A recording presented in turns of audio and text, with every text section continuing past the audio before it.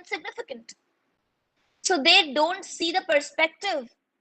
They don't align their work with the mission, vision and aim of the organization. But यही जब आपने Amazon prime को खुद को एक एंटिटी बना दिया, Amazon प्राइम को खुद को एक स्टार्टअप बना दिया और उनके एम्प्लॉइज को फर्दर ग्रुप्स में डिवाइड करा और उनको बोला that you take charge and ownership of their work, आप इनोवेशन लेकर के आइए, हम आपको स्ट्रैटेजीज नहीं देंगे आपके काम के लिए, आप खुद स्ट्रैटेजीज बनाइए, you bring leadership in you, you lead this particular work, you lead this particular group. That's when they start thinking that their contribution is significant for the organization. They start thinking that my innovation that I am putting into my work, my efforts that I'm putting into my work is contributing significantly for the success of the organization. And that is most importantly where the role of the organization comes in. अगर 50% contribution employees का है तो 50% ही contribution organization का होना चाहिए. It is the organization's responsibility to take a lead in developing an entrepreneurial culture in the organization. So that is when employees bring out innovation, increase their risk appetite, and start working for their particular vertical as a startup and start taking ownership of their work. It is when employees start working as an entrepreneur. Also, to understand this, the most important aspect is problem solving and problem seeing. बड़े organizations में क्या होता है या किसी भी organizations में क्या होता है, there are few people on the top who see a particular problem. जैसे फॉर एग्जाम्पल Amazon का जो फाउंडर है, को फाउंडर है, उन्होंने ये प्रॉब्लम देखा कि कस्टमर्स को, कंज्यूमर्स को मार्केट तक जाना पड़ता है हर बार सामान लाने के लिए. This is the problem of their customers and consumers. So first they saw this problem and then they thought that I think we can develop a product around this. We can solve this problem of the customers and consumers. So first of all, he saw a problem, then he solved the problem. So problem seeing plus problem solving, ये दोनों ही साथ में चलने चाहिए किसी भी entrepreneur या intrapreneur के लिए. वो पहले प्रॉब्लम देखे, प्रॉब्लम आइडेंटिफाई करे, प्रॉब्लम के सॉल्यूशन के बारे में सोचे और फिर प्रॉब्लम को सॉल्व करे, प्रॉब्लम का सॉल्यूशन दे. ये जो पूरा वैल्यू चेन है, ये जो पूरा लाइफ साइकिल है, this is what an entrepreneur और an entrepreneur thinks about. But वहीं जब कोई एम्प्लॉय होता है, he doesn't majorly see a problem, he only solves a problem. उनके टॉप मैनेजमेंट ने जो CXOs हैं, मैनेजिंग डायरेक्टर्स हैं, बोर्ड ऑफ डायरेक्टर्स हैं, उन्होंने लीडरशिप रोल में कुछ प्रॉब्लम्स आइडेंटिफाई करी, कुछ मिशन और विजन बना दिया. अब प्रॉब्लम्स देख ली उन्होंने, बट अब सॉल्व करना एम्प्लॉइज का काम है. They are not expected to further see a problem. They are not expected to further design innovative products. But when you start working as an entrepreneur, when you start working as an entrepreneur for this larger organization, it is also your responsibility and you are given a free hand in seeing a problem and solving a problem. So for example, जब हम Amazon का example लें और हम Amazon Prime का बात करें, तो Amazon Prime के जितने भी employees हैं, they are given this responsibility and they are also given this free hand कि वो प्रॉब्लम देखें भी और सॉल्व भी करें. उनसे सिर्फ ये एक्सपेक्टेड नहीं है कि हमने आपको ये 4 प्रॉब्लम्स दे दिया, अब इन 4 के प्रोडक्ट्स आपको बनाने हैं. But they are also expected to identify problems कि Amazon प्राइम ग्रो क्यों नहीं हो रहा है, Amazon प्राइम में क्या क्या प्रॉब्लम्स आ रही हैं, Amazon प्राइम का बिजनेस मॉडल में क्या इंप्रूवमेंट्स हो सकते हैं. It is the responsibility of each and every employee of Amazon Prime. And once they identify these problems, they start working for a solution.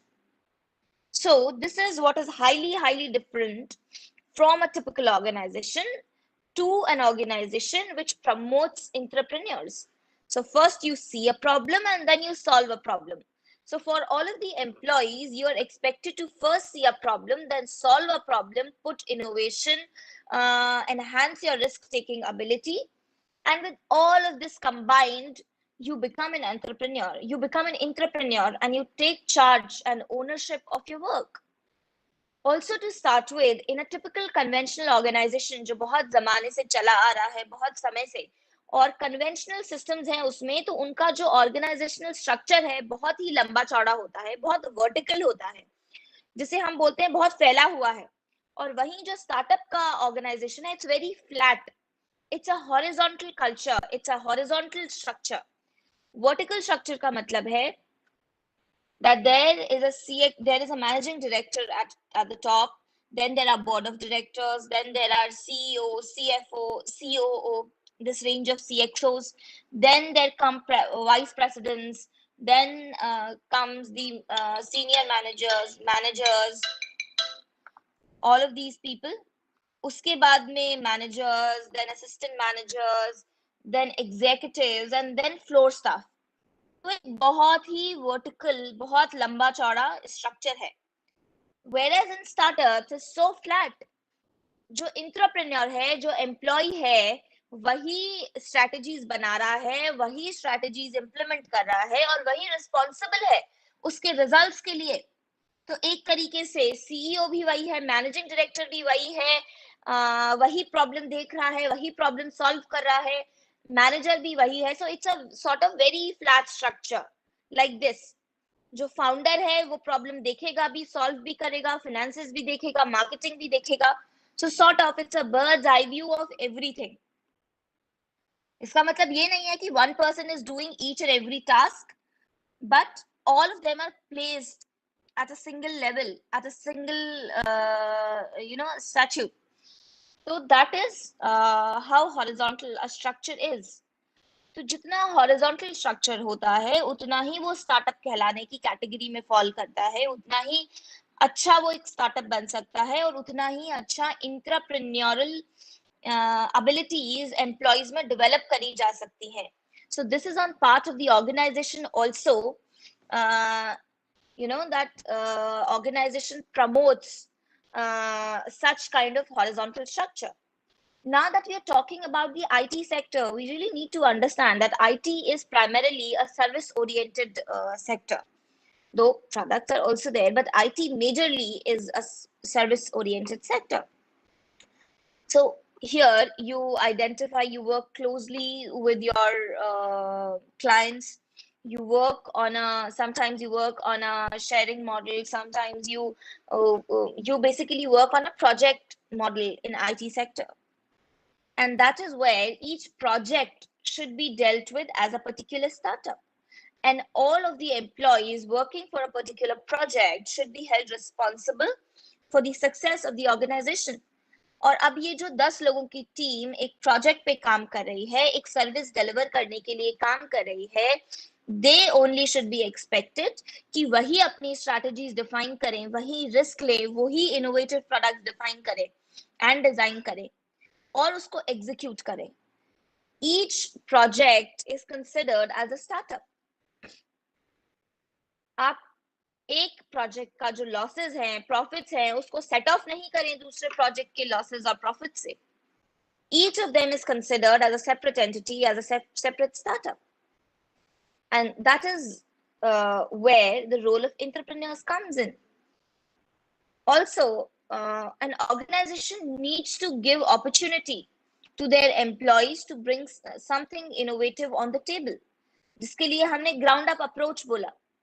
ऊपर से आपको नहीं ऑर्डर्स मिल रहे हैं, सीएक्सओज नहीं बोल रहे हैं कि हमने ये एक प्रोडक्ट डिजाइन कर लिया है, हमने एक ये बहुत अच्छा इनोवेशन लेकर के आए हैं, अब आप सबको इस पे काम करना है और ये प्रोडक्ट्स बनाने हैं इन मास.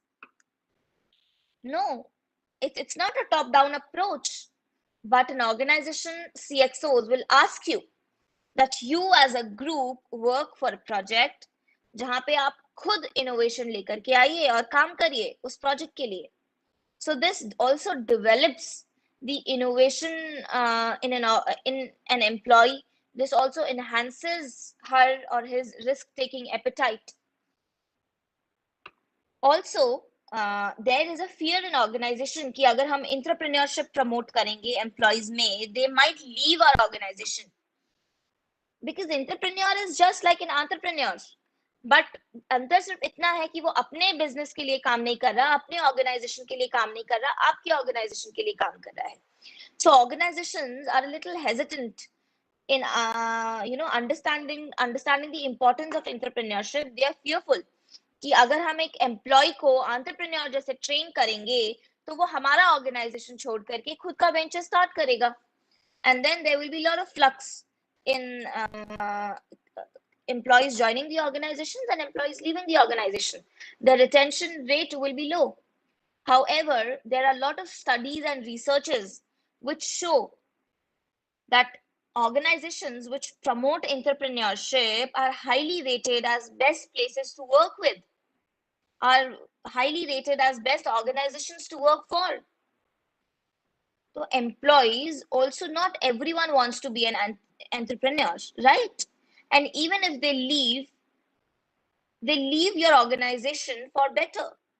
So we really need to broaden our horizon.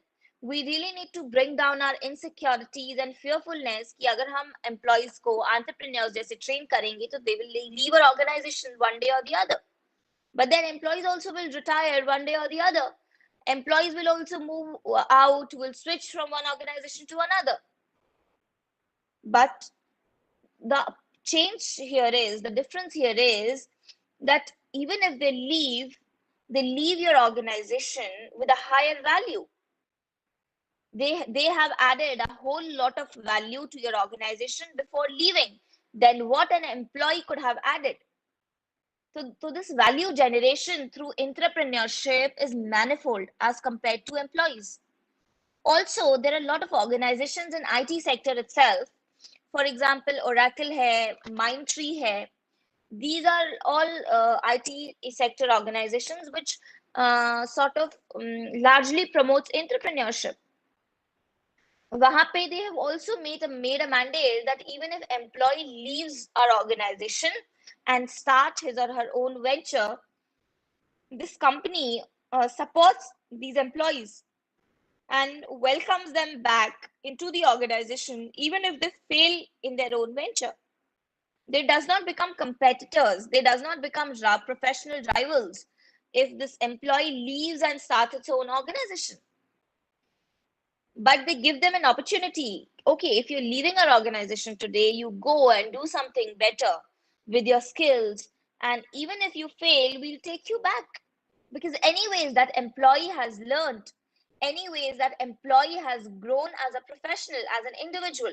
So once he comes back, like even if he comes back after closing his or her own organization, he will contribute higher to the organization. Also, there is a trust deficit between employer and employee. Again, on the same point, that if we train him or her as an entrepreneur, maybe it's a chance that after training, he will not give back to our organization and right away leave the organization. But this again is not there. There is a very, very little outflux of employees when they are given a free hand in the organization. Because of course, there is a larger sense of security when you work with the larger organization. And when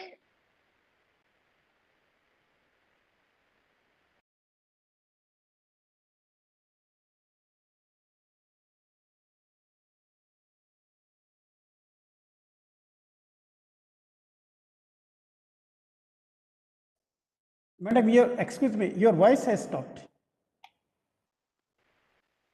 is it better now? No, it's better. Yes, I'm yes. so sorry. Okay. Yes, yes. So there is this need of an hour that not just IT sector, in all other sectors, entrepreneurship should be promoted. Employees are given more sort of responsibility and authority in terms of deciding their strategies, in terms of bringing out a product, in terms of working for their own projects. So you really need to give a free hand to your employees. And in return, employees need to give back to the organization in form of the ownership of their work, in form of the innovative solutions that they design for their larger organization. There are a lot of other startups also, like Coupon ho gaya, Coupon Dunya, Social Corps, and lot of other startups. Lot of startups in the e-commerce domain, Razorpay. These all startups, though, are core startups, but still they expect their employees to work as an entrepreneurs. These are some of very fast growing startups, and their founders or co-founders are still there on the board to take decisions, to make strategies, but still they promote their employees to work as an entrepreneur. Again, even though it's a large startup, they again divide the startup into small business verticals, and each business vertical is treated as a startup, and each business vertical has given a very horizontal structure. So even if it's a large organization, if it's a small organization, if it's a startup, each one can promote entrepreneurship. Each organization or startup entity can sort of make such environment, ecosystem, where its employees are given a free hand and are given an opportunity to work as an entrepreneur. This is the responsibility on the part of the organization. And then on the part also, organization is expected to promote employees to take risks and support in their failures. ऐसा नहीं है कि आपने एक startup में, एक large organisation में एक वर्टिकल बना दिया, and for some reasons, maybe reasons which are within or beyond the scope of the employees, which are within and beyond the scope of the top management, if that particular vertical of the organization fails, it is not that you will retrench all of your employees. It is that these employees take the ownership of the failures, and this larger organization supports its employees, even if this group, even if this business vertical, which is working as a startup, fails. So that is on the part of the organization. So this entrepreneurship, there is this ecosystem, a conducive ecosystem, which needs to be created in any organization, जहाँ पे 50% contribution employer का होता है, 50% contribution employee का होता है, and both come together to make it an organization which all together and wholeheartedly promotes innovation, togetherly promotes uniqueness, brings out uniqueness, brings out innovation, enhances the risk-taking ability of each and every employee who's working as an entrepreneur. Also, to understand this entrepreneurship in a sort of a deeper, with a deeper understanding, what are other factors that promote the ecosystem of this entrepreneurship? हम entrepreneurship का बातें तो कर रहे हैं, हम ये समझ भी गए कि कब एक employee entrepreneur कहलाएगा, कि जब वो innovation लेके आएगा, uniqueness लेके आएगा, रिस्क टेकिंग एबिलिटी से काम करेगा. हम ये सब कुछ एस्पेक्ट समझ गए, ऑर्गेनाइजेशन के लिए भी समझ गए that organisation needs to be supportive to their employees in promoting such culture. But then what are the other tangible aspects, tangible giveaways from the organization and tangible takes for the employee to develop this culture and ecosystem of entrepreneurship? There are 3 or 4 major aspects to it.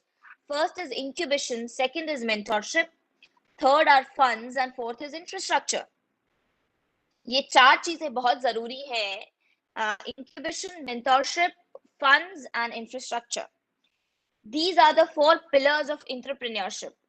तो कोई भी organisation entrepreneurship support तब कर सकता है, या कोई भी एम्प्लॉय एंटरप्रेन्योर तब बन सकता है जब ये 4 चीजें एम्प्लॉय को प्रोवाइड करी जाएं, जब ये 4 चीजें forms the ecosystem of the organisation.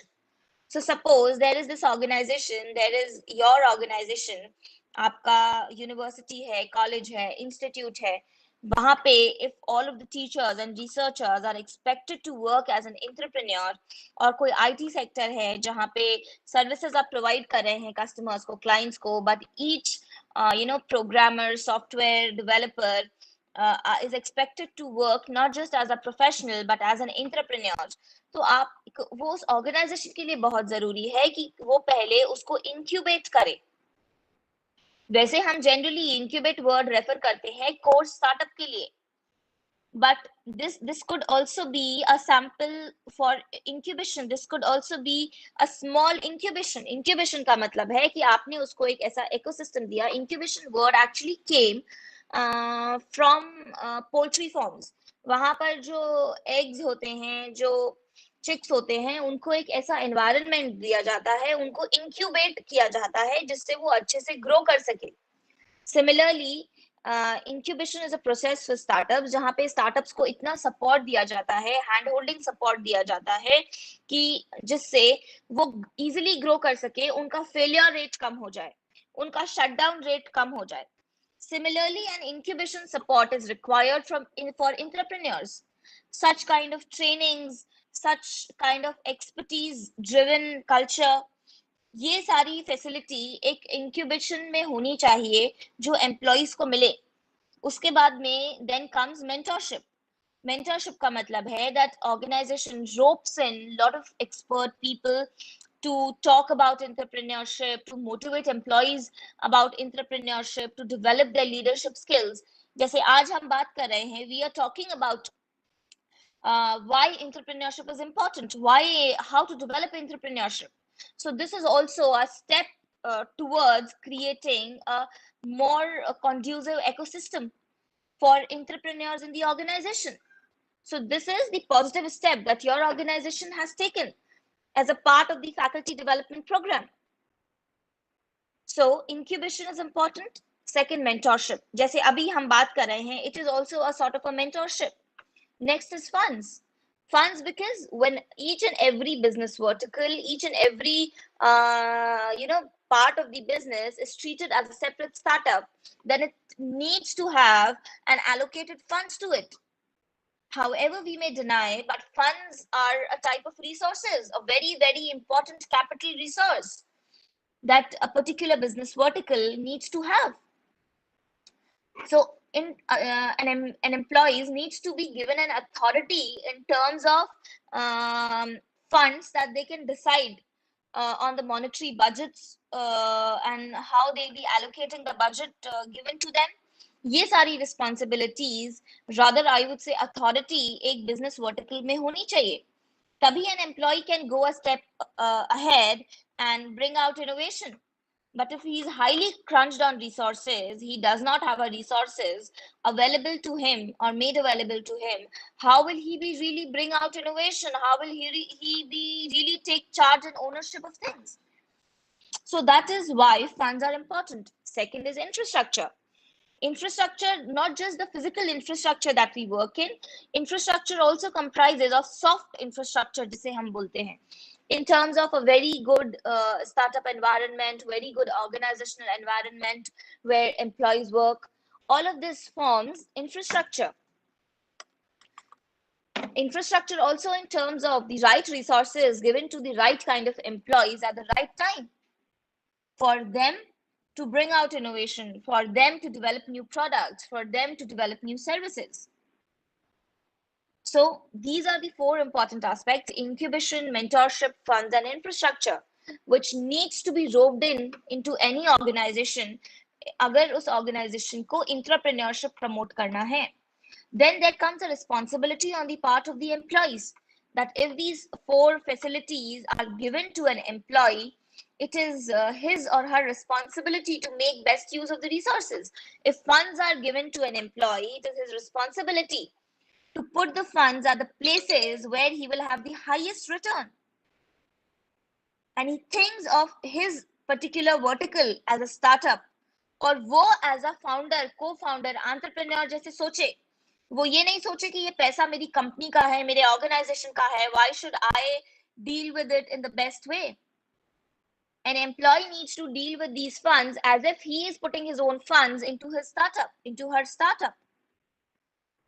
And that's when you really need to make wise decisions, wise business decisions. So it is the part. Also, there is a concept of learning on the go. So in a startup, we always say that there is not a good time to start. There is not a perfect time to start. You really need to start where you are with the resources you have. And you cannot wait for another 2, 3, 4 years that I will gather all these resources, I will become resource sufficient, and that's when I will start. And I will gain these learnings with 5, 6 years of work, and then I will start acting as an entrepreneur, or that's when I will move out of the organization and become an entrepreneur. But you really need to start where you are with all the resources you have, and you learn on the go. जिसे हम learning on the go concept भी बोलते हैं, that you are learning parallelly to what you're doing. आप काम भी कर रहे हैं, आप सीख भी रहे हैं, आप गलतियां भी कर रहे हैं, पर गलतियों से आप फिर से सीख के कुछ बेहतर कर रहे हैं. And in all this cycle of doing and learning, your organization is supporting you. And that's a very, very strong relationship between organization and its employees. That is what is required when entrepreneurship is promoted in an organization. Also, another aspect of entrepreneurship is that any organization, जैसे अभी हमने Oracle का बात किया, which is an IT sector company, जैसे अभी हमने Wipro का बात करेंगे, अभी हम Mindtree का बात कर रहे हैं. Mindtree again is an IT sector company. वहाँ पे the idea is that they promote inclusiveness and innovation. अभी तक हम innovation का बात कर रहे हैं, but entrepreneurship का बहुत important factor है inclusiveness and innovation. Inclusiveness and innovation का क्या मतलब है? Inclusiveness means receiving contribution from idea generators across the company, giving them an opportunity to be a part of the execution process. So there are two aspects. Inclusiveness in innovation का मतलब है ऐसा नहीं है कि सिर्फ जो top management है वही innovative policies ला रहा है. ऐसा नहीं है कि सिर्फ कुछ ही एम्प्लॉइज आइडेंटिफाई कर दिए कि एक पर्टिकुलर वर्टिकल में ये 5 एम्प्लॉइज हैं, सिर्फ यही नया आइडियाज के पे काम करेंगे, सिर्फ यही नई स्ट्रैटेजीज पे काम करेंगे और बाकी सब सिर्फ एग्जीक्यूट करेंगे. और जो प्लानिंग कर रहे हैं, जो नई स्ट्रैटेजीज लेकर के आ रहे हैं, they will not form a part of the execution team. This does not forms and this does not is rightly called as an entrepreneurship. Entrepreneurship का मतलब है जब हर एम्प्लॉय को अथॉरिटी दी जाए that you can also bring out ideas. So in any organization, when an organization receives contribution from idea generators का मतलब है employees, and वो employees who bring out new ideas, and this happens across the organization, this happens across the company. Company में अगर 500 employees हैं तो 500 को ये लिबर्टी है कि आप कुछ नया आइडिया के बारे में सोच सके. You go and openly talk about your idea with the top management. You go and openly discuss your idea with your teammates. You go and openly discuss your ideas with your groups. You are given an opportunity, you are given a space where you can discuss your ideas, where you can work on your ideas. तो यहाँ पे हर इंसान को authority है idea generate करने की और idea को एग्जीक्यूट करने की. हर एक को अपॉर्चुनिटी दी जा रही है, equal opportunity, that you can create new ideas, you can work on new ideas and you can execute those new ideas. तो जब हर इंसान, जब हर एम्प्लॉय मिलकर के ये करता है, हर एक जने को, हर एक एम्प्लॉय को ये अपॉर्चुनिटी दी जाती है, that is where comes inclusiveness in innovation. तो इंट्राप्रेन्योरशिप के लिए बहुत जरूरी है इंक्लूसिवनेस इन इनोवेशन. सिर्फ इनोवेशन से काम नहीं चलेगा, यहाँ पर इंक्लूसिवनेस इन इनोवेशन से काम होगा. Next is there are few companies which design their innovative programmes. जैसे there is a program called 550 program, 5/50 program.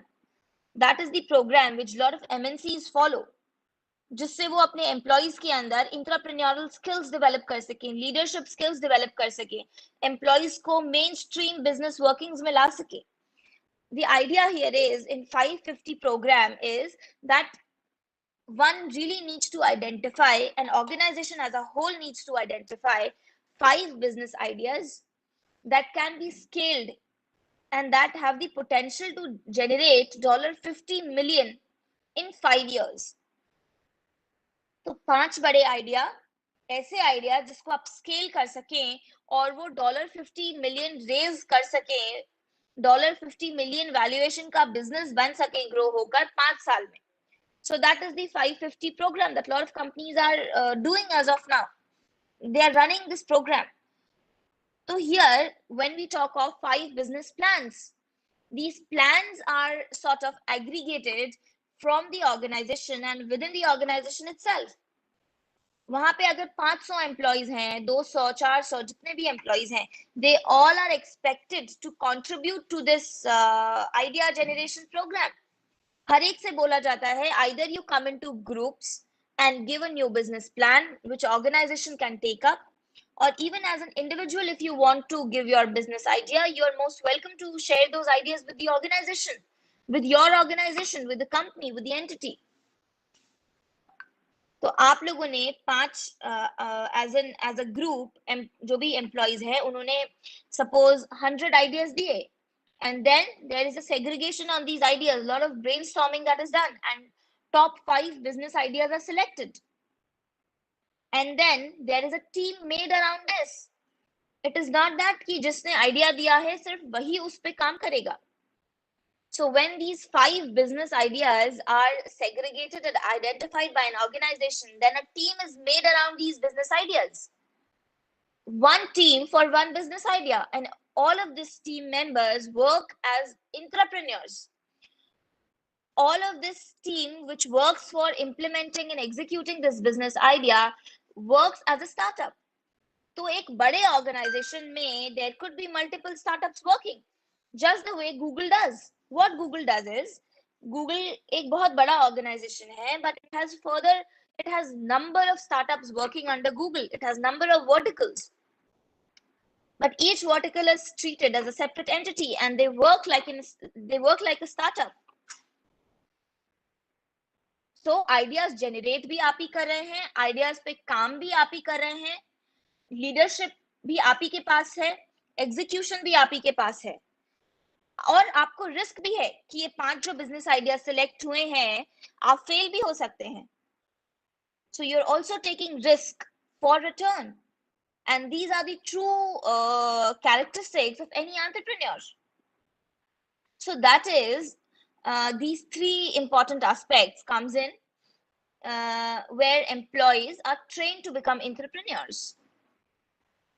So these are certain programs, so certain methods जिससे employees को entrepreneurs बनाने में मदद हो सकती है, जिससे employees सोच सकते हैं कि हम भी entrepreneurs बन सकते हैं, and how they can contribute more to the organization. It is proven that when an employee works as an entrepreneur, when an organization promotes its employees to work as an entrepreneur, the return increases. The earnings of the organization enhances and increases क्योंकि वहां scale up जल्दी हो सकता है. It has a rather flat horizontal structure.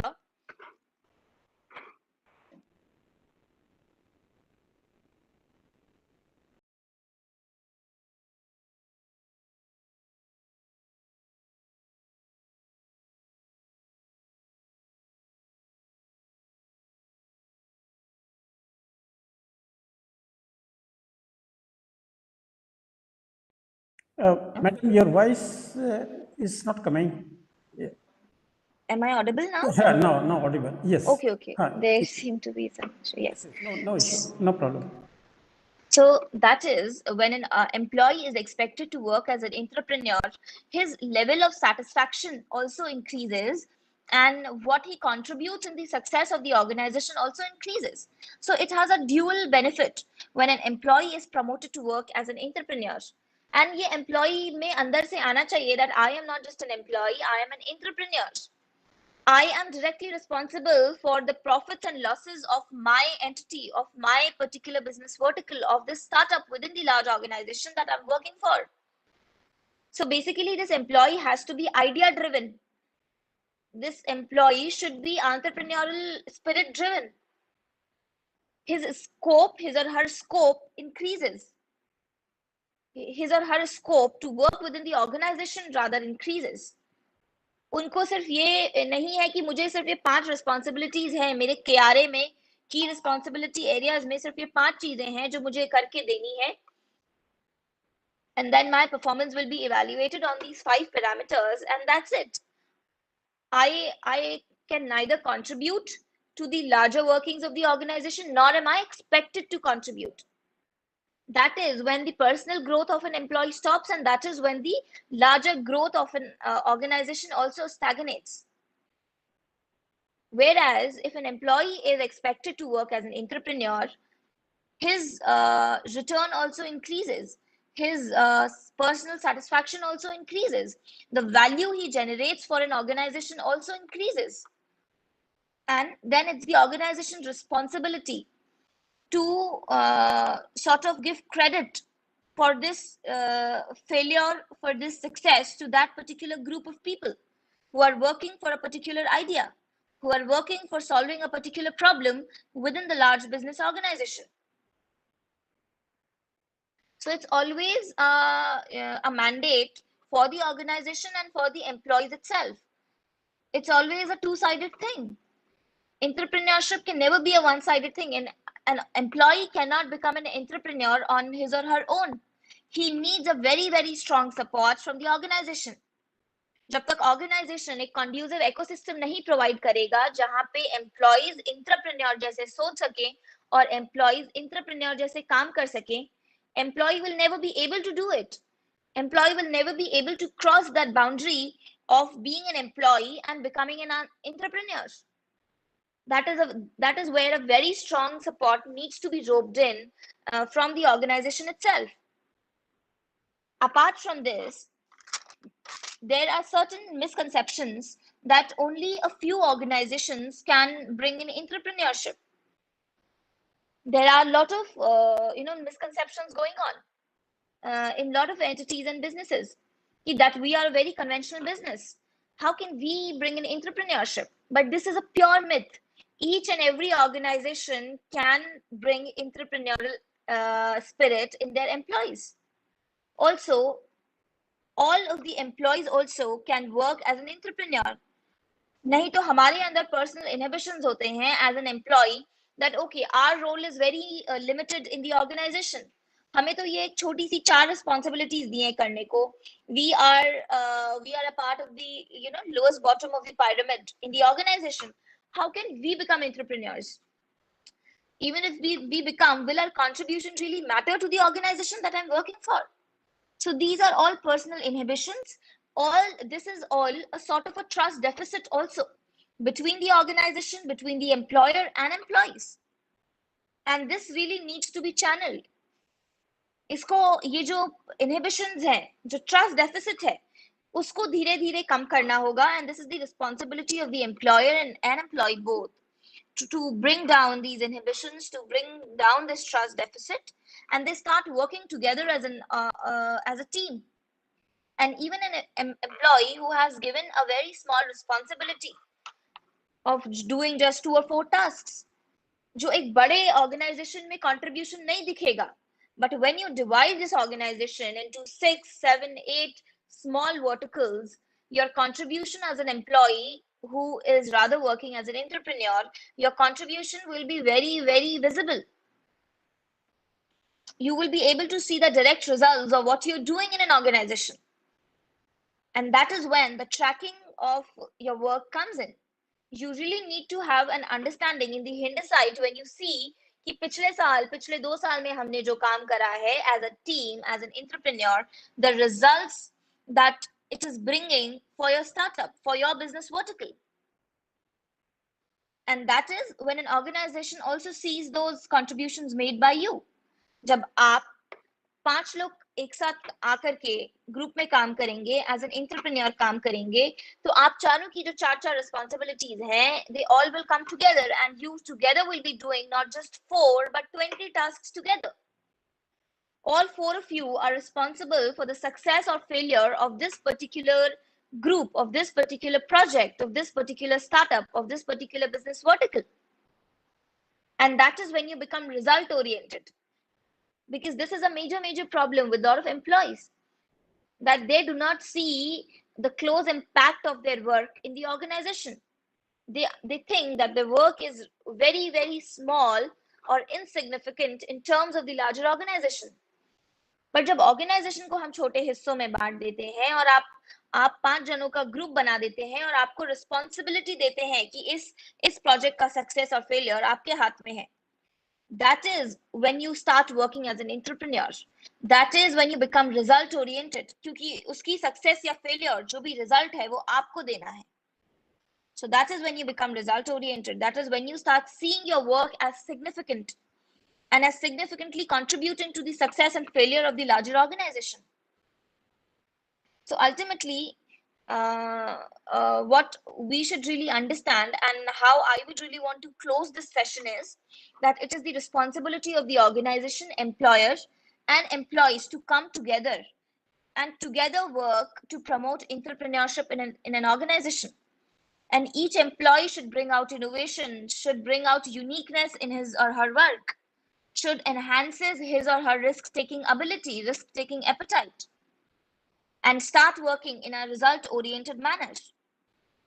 Also, there are a lot of researches which show that going ahead in years to come, those organizations which promote entrepreneurship in their employees will be more successful than those where the roles of employees are only limited to their KRAs, which is key responsibility areas. It is when you're given a charge that you work for it. It is when you're given a charge, that's when you take ownership of your work. So organization really needs to support all of their employees in terms of promoting them to bring out innovation, to promoting them to bring out uniqueness in their work. And also, if a company takes the credit for the success of this group, the company should be ready to support their employees even if they fail. That is the responsibility on the part of the organization to promote entrepreneurship. And for an employee, it is important that he or she becomes result oriented. He or she start coming out of the cocoon of being an employee and start seeing as if his or her contribution is very significant in the organization. He or she increases his or her risk-taking appetite and not just work for the salary, but work for the larger impact that his or her actions and work are creating for the organizations, for the society. And this typically stands true whether it's an IT sector company, whether it's any other sector. So that's how I would really want to close this, and the house is open for question answers if you may have. Yes, to the participants, in case they have got any doubt, any query, Madam is open for taking these questions from you. But in the meantime, you have rightly pointed out that the management responsibility is to create ownership amongst the employees and see, I mean, a lot of innovations, new ideas are coming in Infosys. And Infosys was the first company to float stock options. They floated shares for their own employees so that more feeling of ownership comes. And now they have got a big institutes in Mysore, and where ideas are generated, I mean, from the employees. I mean, these employees are given an open platform. Whatever ideas come, you come out with these things. Yes. Even ideas are of some negative natures. I mean, management welcome it, so that employees are more open to their ideas. They open their mouth and come forward. So creating a feeling of ownership is the most important part on this management, so that employees themselves, they feel that we are involved, we are part of these organizations. We are very much part of these organizations.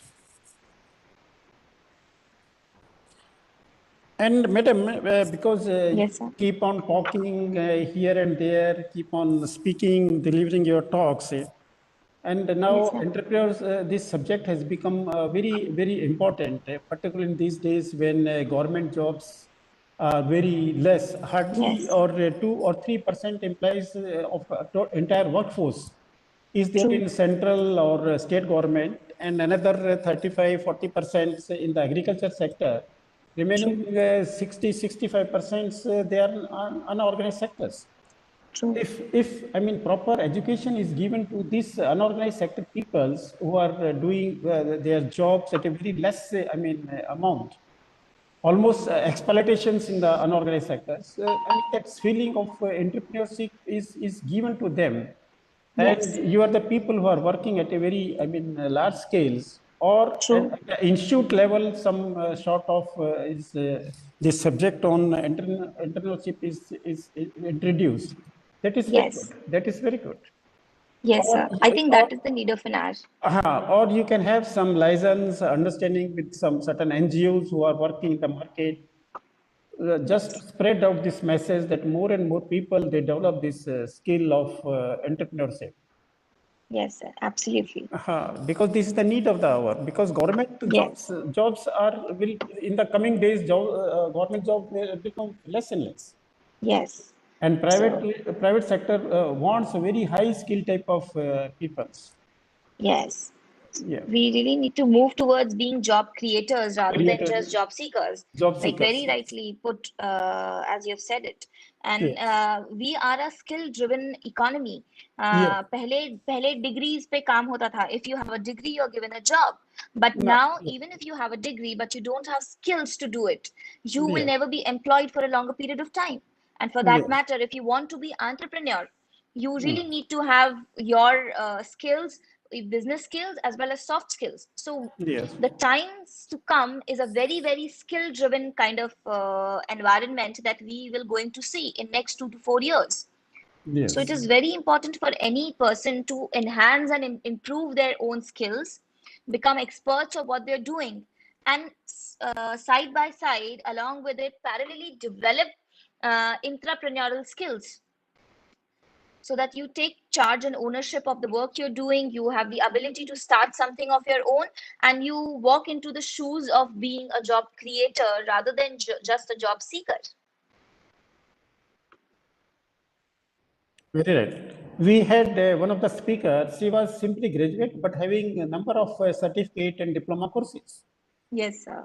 Yes, I mean that. I mean attractions to have more and more degrees is not much relevant. Skills are more Yes. important these days, and therefore many skill universities are coming. Even Yes. in Jaipur, two skill universities are there. One is in Yes. Haryana.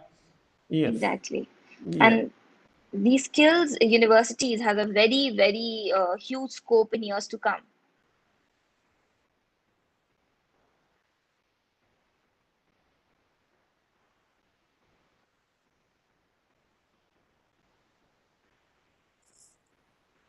This from part. I wanted let a few questions should come from the participant because ultimately they have to be more interested in these things and developing more Right. entrepreneurship skills. But Right. Madam, wait for some time because we will honor Sure. you in a way of a memento and certificates. Sure.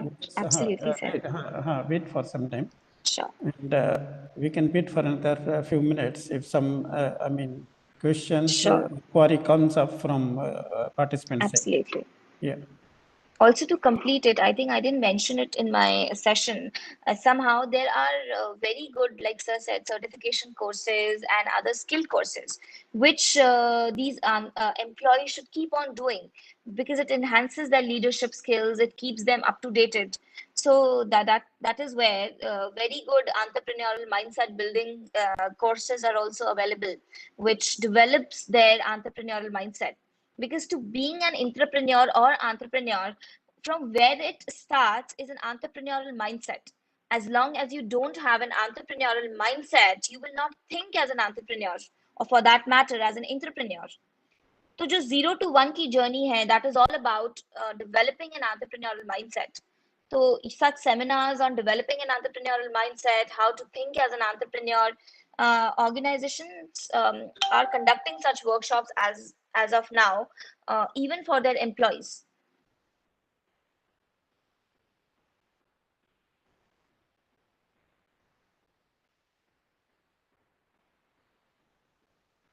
Rightly said, madam. And we also extend the invitation to you at our valedictory sessions. Sure, sir. That will start at 2 o'clock, where our chairman, sir, and honorable vice chancellor will also be there. Sure, sir. And I'll be glad to one be there. madam from Hyderabad, the National Institutes of this MSME, she's Okay. Director General, she will also be present. It is better Sure. you be there, we can have some interactions, you can at least Sure. see their faces.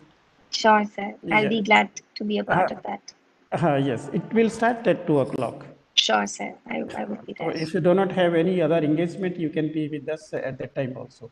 Sure, sure. I'll just be there. I have another session to complete right after this, and that Yes. I'll wind it up by 2, and I'll be present for the valedictory session. So just wait a minute, wait a minute. Sure. Then, of course, you can be free from these sessions. Sure, sure. Absolutely. Yeah, No yeah, issues. yeah. All right. Invite कर दिया.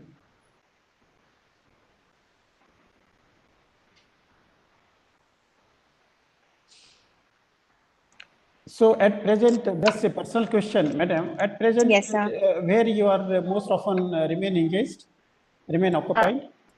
Sir, I work with lot of incubators. So I'm an incubation expert. I help set up incubators. So I'm working with the multiple government universities and other universities also to set up their incubation centers, startup incubation centers in the universities. And then I also take skill classes and startup masterclass for students. So in lot of other universities, I have developed multiple modules which I run in universities in the name of startup masterclasses, where I work with studentpreneurs and how to develop studentpreneurship. And apart with this, I consult. I'm a mentor on board, an advisor on board with a lot of other startups and other incubators, where I one-on-one mentor these startups as well. So how many incubation centers are here in Jaipur? Sir, in Jaipur, it started with Startup Oasis. That was Rajasthan's first incubation center set up along with RICO and I'm Ahmedabad. And then there are two this Atal Innovation Mission supported startups. One is in Manipal University, other one is in JKLU, Singhania Jo University hai. Singhania University. Ji. Yes. So these are two. Another one, another incubation center is primarily a government incubation center in the name of Bhamasha Techno Hub, which runs a program of iStart. और तो एक ये purely government है, एक purely private है अब जो Bajaj startup oasis का है. Then there are two academic incubation centers, which are in Manipal and JKLU. Then there are agri-specific incubations also coming up. So there are two agri-tech incubators in Agriculture University. Apart from this, there are one or two co-working spaces in Jaipur. RU also has an incubation center that is primarily for biotechnology. What remains whether students are coming with good ideas in the Manipal and JKNLU? Some Yes, ideas, actually, yes, it has created a very good ecosystem within the university and also in the city itself, because they are open to students of their particular university and also to any other outsider startups. So I also work on board with all of these incubation centers. What we do is we run cohorts. Also, to mention Marwari Catalyst Ventures, where I have been working, that also launched its first cohort, and we are also a fund which fund a lot of startups. So a lot of things are going on in the state as of now. Banasthali Vidyapeeth also has India's first women-specific incubation center.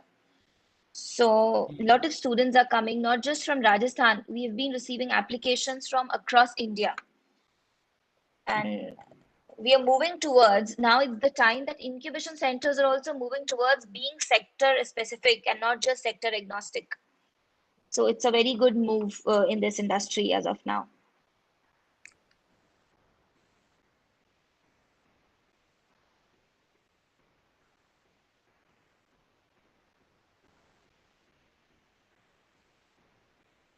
for funding purpose, madam, Yes, sir. financial support is from the private enterprise, or government also extends some financial supports Yes, to set up the. sir, for incubation center?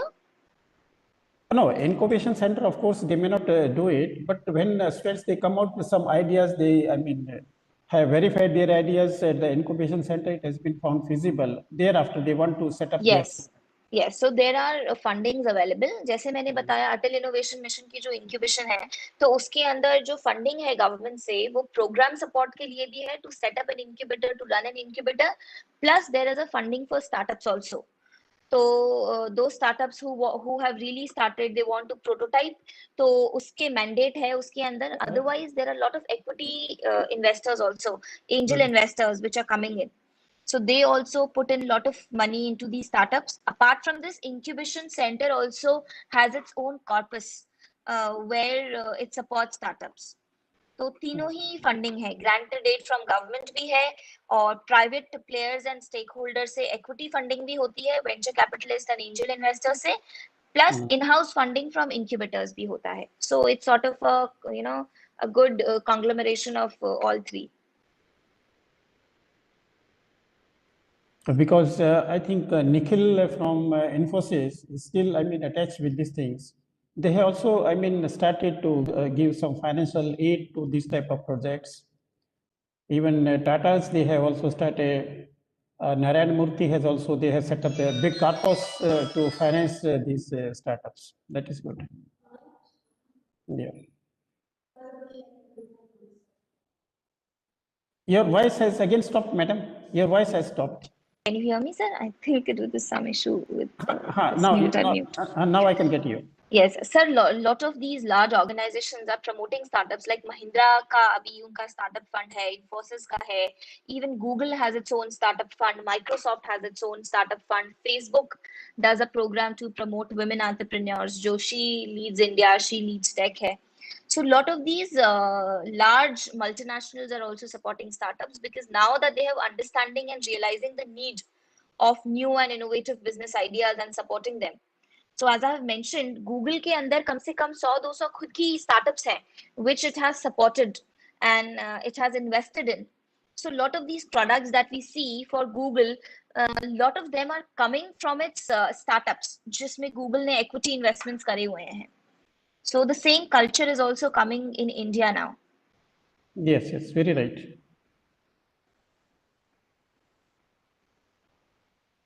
Because to be self-reliant is better. Absolutely. Than to have a big boss over your head. Yes. Yeah. True. Yes.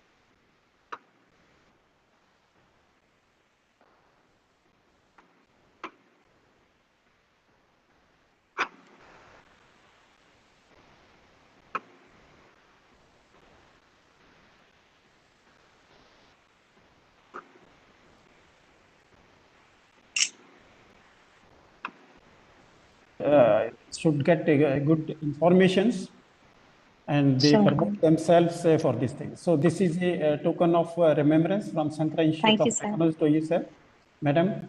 Thank you so much. Thank you very much. Thank you very much. Thank you so much.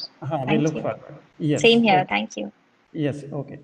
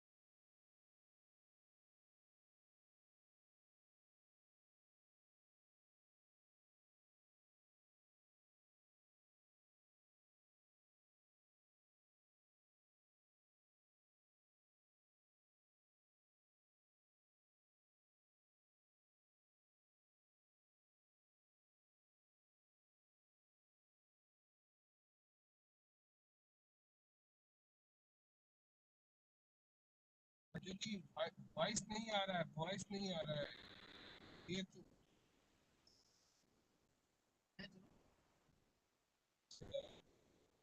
से तो बता रही। हाँ एकदम नहीं, जल्दी नहीं, word बोलो। ट्रस्ट बारे में एकदम कम।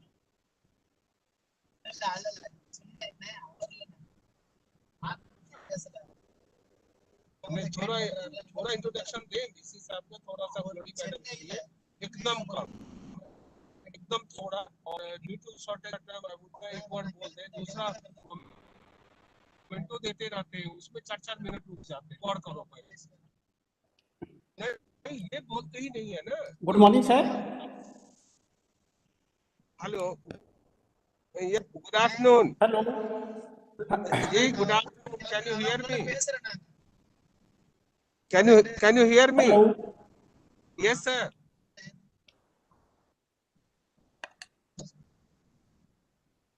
Hello.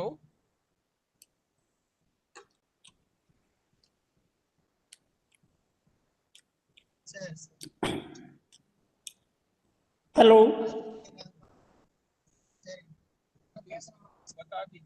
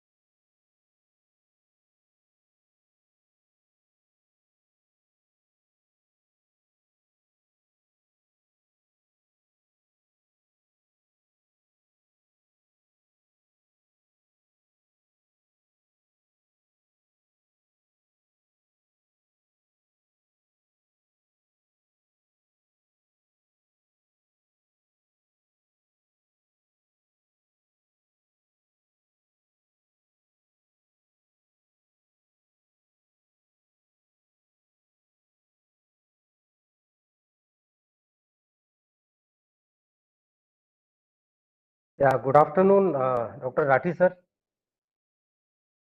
Uh, uh, Naveen sir. Yes, good Yes, afternoon. sir. Yes, sir. I think let us start. So, sir, Let us start because I am yes, the sir. same person as I was yesterday. I don't require, there is a need for giving another this same profile. So we are the same. I mean, it's not a difference. I am the same person as I was Okay. yesterday. Yes, straight away so that Okay, there is sir. So, yeah. no loss of time, and we can start it. Okay. Okay? So, well, sir, I welcome you for Yes, today's yes. session. Session, yeah. So, I Yeah. should welcome all the participants. So, the participants, good afternoon. I'll welcome you for today's afternoon session, and this is the last session of faculty development program on employees engagement in IT sector after post-COVID scenario. So, means after a wonderful session yesterday, now we got an opportunity to listen from Dr. Ranveer Singh Rathi sir for a next session on drivers of employees engagement versus drivers of student engagement in study during and post COVID-19 scenario. So, Rathi sir, over to you, and I'll welcome you in this session. So, hope that we'll get a lot of knowledge and inputs from your side on that topic. So, over to you, Rathi sir. Thanks to Professor Naveen Sharma.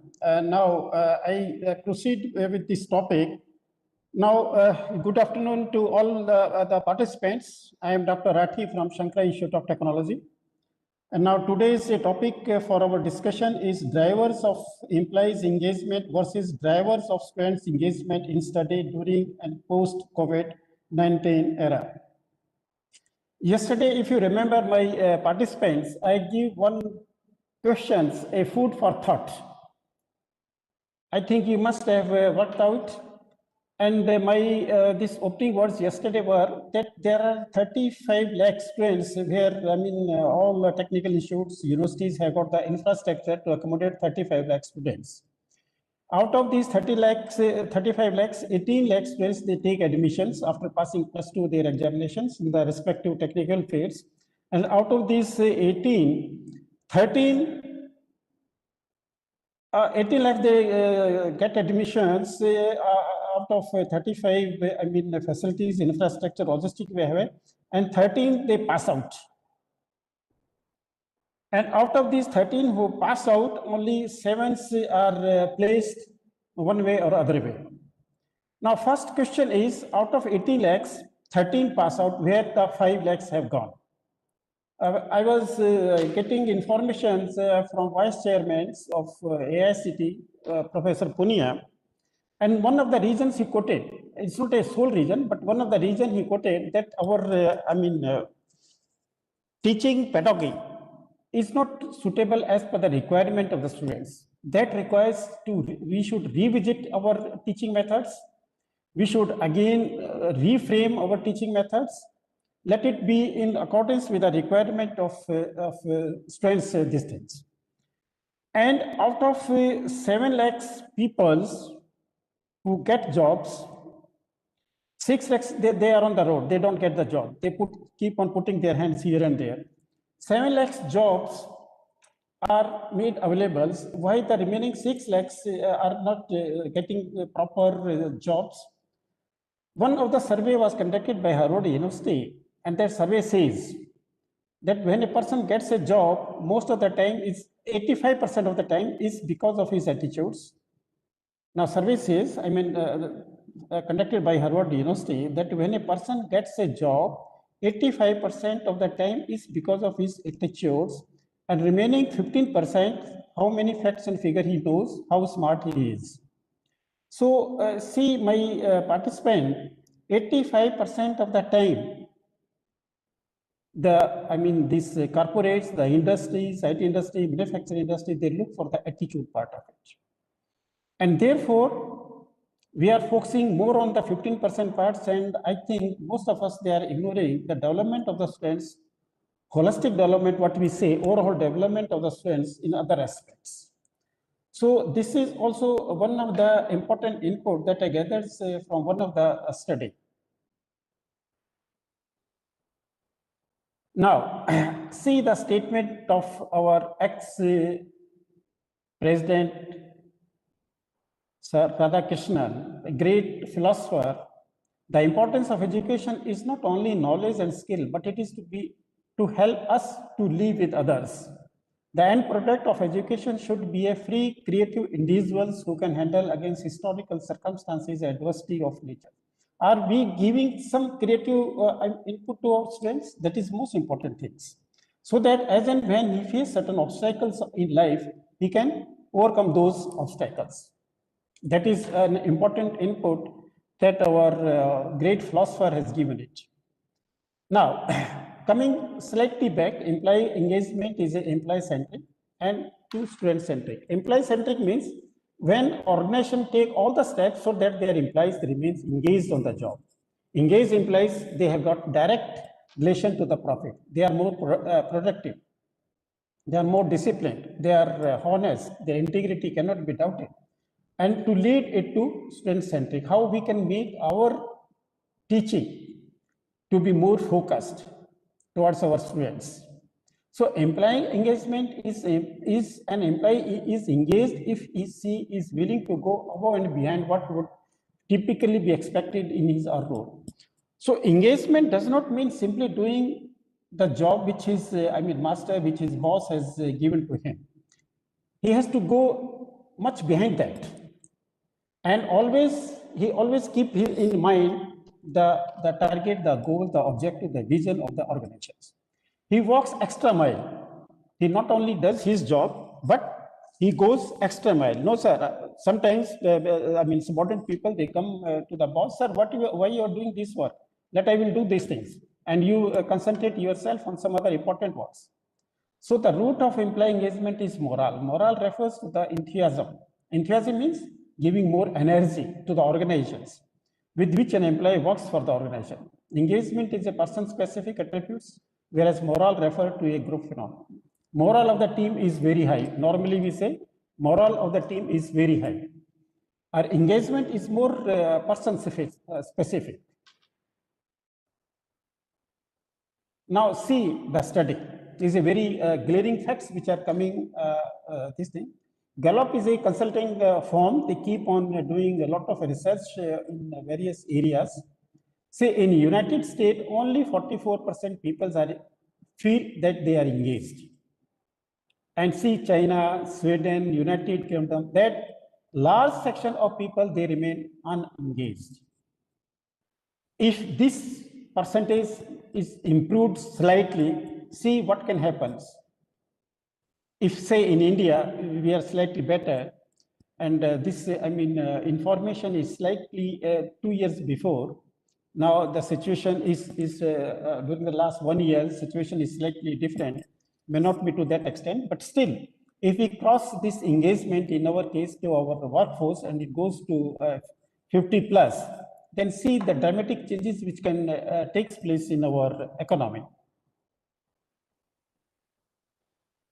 I would also prefer, and I will put a suggestions, or you may take as a request to the participants that I welcome your questions, queries in between. Also, you can stop me wherever I am there, because today we have got less time. Just 10-15 minutes before 2 o'clock, we have to close these things, and we will go for validation or concluding ceremony. So you are welcome to raise any query during my talks. Now, employee-centric versus student-centric. When employees are engaged, they are emotionally engaged. That involves strong emotional bond with the organizations. Here, employees align their goals, their visions with the visions of the organization. Yesterday, one of the participants also put a questions, how individual goals can be integrated or can be aligned, can be synergized with the goals, with the visions of the organizations. When employees' goals, objectives is integrated with the business strategy of the organizations, and the employees understand, yes, my personal goals are also going to be met if I am fully engaged with the work of the organizations, then he can give lot of production, lot of output to the organization. Similarly, if a student is fully engaged, engrossed in his studies, plus extracurricular activities, he also take care of to develop the other aspects of his personalities, the image of the institution where he is studying will definitely will go up. Now, passions. Passion refers to the total commitment. He or she breathe and talk only about the job and company. Passions. He is very passionate. Similarly, if the students they are fully committed to their studies, they will always talk about their studies. They always talk about the careers. They will not talk about any other things. Here, one of the example which is very relevant. So, for the passion is concerned, one of my friends, Professor Raj Singh, he was doing MA, this commerce, MCom, and I was doing MBA in the same university. After doing his commerce, the post-graduation is in commerce, he went to USA for pursuing his doctorate degree. Now, one day I just put a question after he came back from USA, what is the difference between US studies and Indian studies? And you will get surprised what he said. He said, rightly, when we get up from our seat, we go for a cup of tea or we go for a lunch for taking some snacks, we always talk about the research. We talk about the research only, nothing else. Here, when I come back to India, when we get up, when we go for lunch, we talk only about the politics. We talk only about the politics and politics. That is the difference.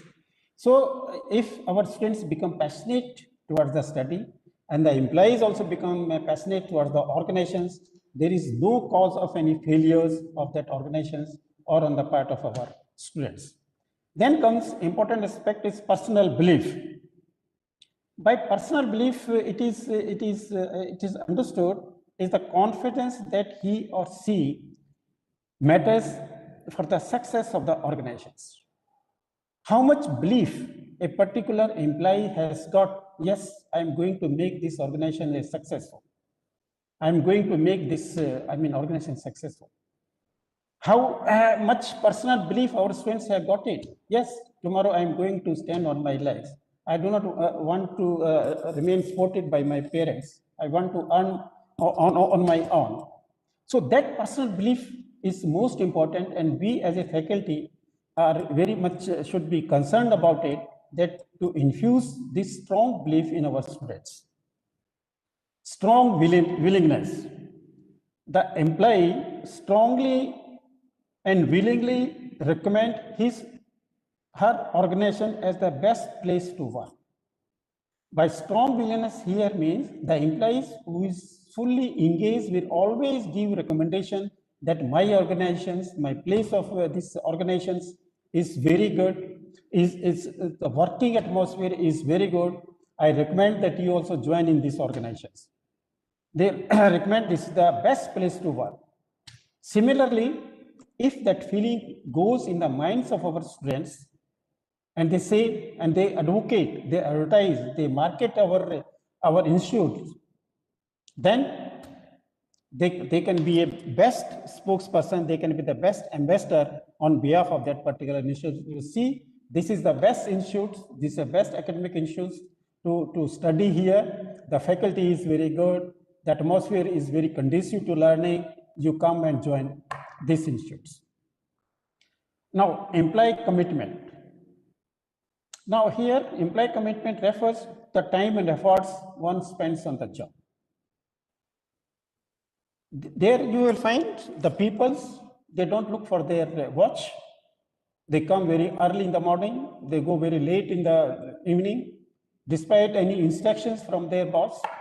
My office timing at Calcutta starts at 10 o'clock, but I was reporting around 9 o'clock. This about 1 hour, I was reading 3-4 business papers, Economic Times, Business Line, Business Standards, Financial Express. So if any latest news is regarding these organizations or regarding this banking, I will immediately taking a photocopies and giving to our higher ups, chairmen, general manager, executive director, or even to the union peoples, how things are going in this industry, where you stand in, where our employees or workforce should stand in, so that when you are working in the organizations or when you are working here in this academic institutes, it also becomes our duty to develop our subordinate. Please remember, in my study, I have found that Indian managers they take less interest to develop their subordinates, That is one of the greatest, mistake on our parts. But you see, I have been in 2-3 countries and I have interacted with the employees. You will not find any difference. Is an employee, he is a boss. They are all one to each other. They are very close to each other. They are take a boss as a clique. So this is important aspect that commitment to employees that they put extra time, efforts. How much time our students they spend in library, how much time they spend to study it, how much time they spend in reading some extra this thing, newspaper or journals, all those things, that matters a lot. And that is how we as a faculty cast additional responsibility to inculcate these habits amongst our students. And last one is work relationship. Refer to in the organizations, when I talk in terms of the organizations, refer to cordial and friendly interpersonal relationship one enjoy with the organizations. My dear participant, we should have a very friendly relationship with our students. Friendly does not mean that you go too close to your students and far away from our students. The day you know how much distance I should keep with my students, you become a successful facilitator, successful faculty member. So, I mean, we should not go too close to our students that they start, we start compromising with our respect and dignity. That respect and dignity we must hold as a faculty members is a very highly noble profession. So, our self-esteem, our respect should always remain intact. But at the same time, we should not be far away from our students so that we do not know what they are doing. So we must know how much distance, how much close I should go towards my students and how far I should be from my students. That is the important skill that our faculty members of the, these things we should keep in mind. Now, from employee-centric and student-centric, what are the drivers? What accelerate?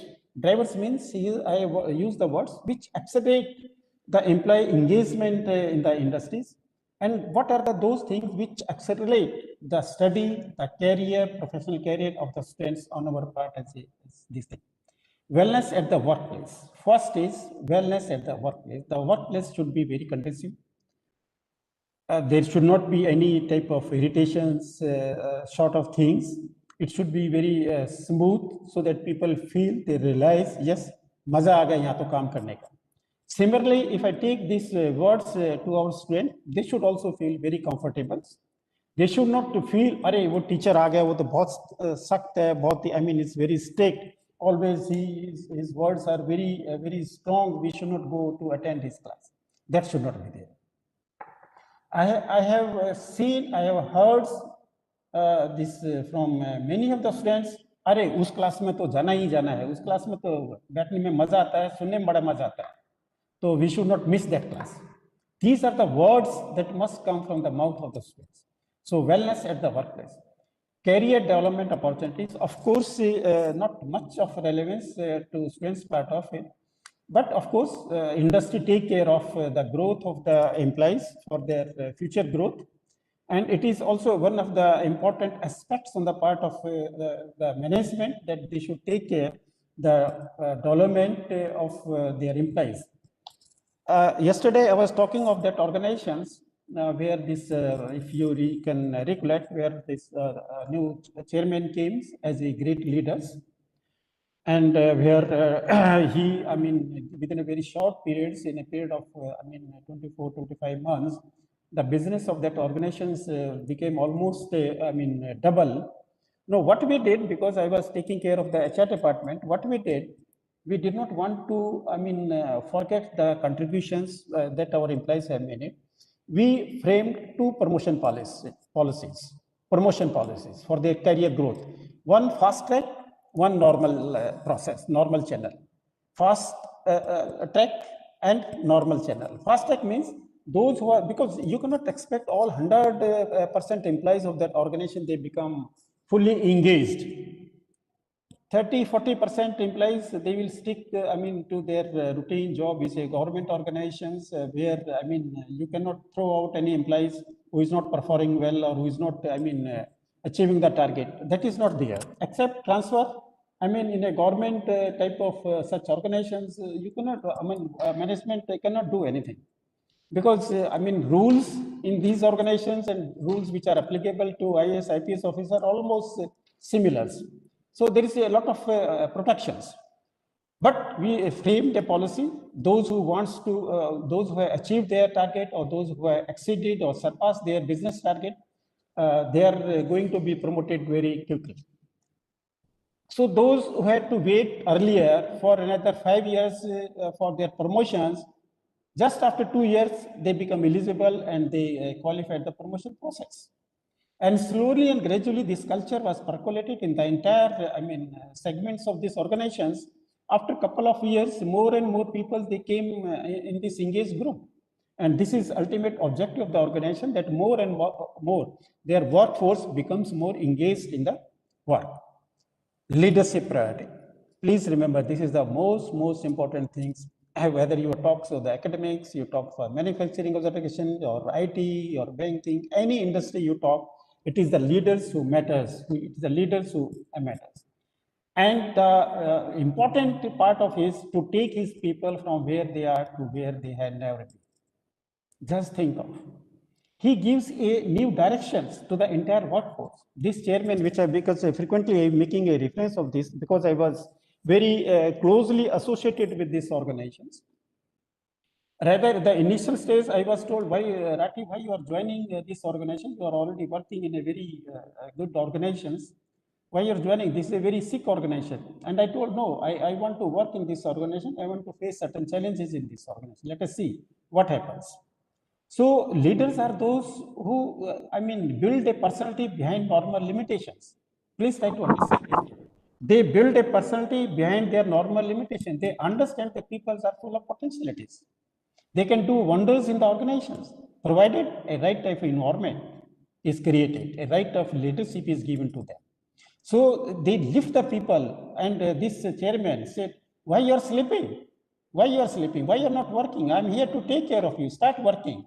Take decisions. If your decision goes wrong, it is my responsibility. It is not your responsibility. But your action should be bona fide, not with a malefied intentions. Because it's a financial institute, so their honesty, integrity is utmost. It has to be utmost. And every walks of life, not in the financial matters, honesty should be in every walks of life, whether you are communicating with somebody or you're making some promise, when you are walking, in your dress, everywhere honesty should be reflected. So next is, because it's a very broad topic on leadership, because I have spoken on this, on this topic, leadership many times at various platforms. Whenever time comes, they will talk on this topic, leadership. Now, next comes to the engagement culture. Now see, the incident which happens, some time back, not some time, in a long back, in Taj Hotel, Bombay, where some terrorist people, they put this entire hotel to fire. And see, the employees of Taj Hotels, they lost their lives to save the their guests. They put themselves to so much risk so that our guests, they do not suffer it. So that image of the hotel is not tarnished, is not affected before the public. That is the engagement culture, where people can go for any sacrifice to save the image of the organization. That is the real engagement culture. Effective communications. Please remember, yesterday also I spoke brief about it, but it does not require much of elaborations. But still, this words communication is very, very important. The way you talk, how your message has gone to someone is very, very important. Whether you are working in industry or corporate, you are working here in academics, or you're talking in between, you're communicating amongst yourself, or between your communication is between 2-3% is very important. And communication must be, when your communication is formal, it must have some confidence. It must show some assertiveness. It must show some assertiveness. Some force should be there in your communication, so that to whom you are passing this message, you are passing this message to our friend, it goes in their mind. It goes there in the mind. It opens their mental faculties. That is communications. Job itself is again very, very important. So more of it is relating to the organization. I will not speak much about it, but it is not related. But at the same time, I just give one example, because in the government organization, certain things happens in a very different way. One of the officers, probationary officer, was selected in IT sections. He was selected in IT sections, and the job he was given was a routine type of working. Person with IT backgrounds, job was also advertised. He was also selected for IT personnel officer, IT officers.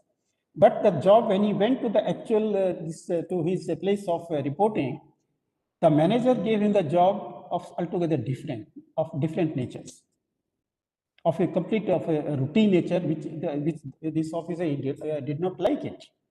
So just after a couple of months, he put his paper, he put his resignation, and left the job. So it was a fault on the part of that department, but still certain things in the government department, it happens because this organization was having, I mean, thousands and thousands of workforce. It's a big organizations, but it is there. And if the students are getting me, listening to me, so we should be very particular.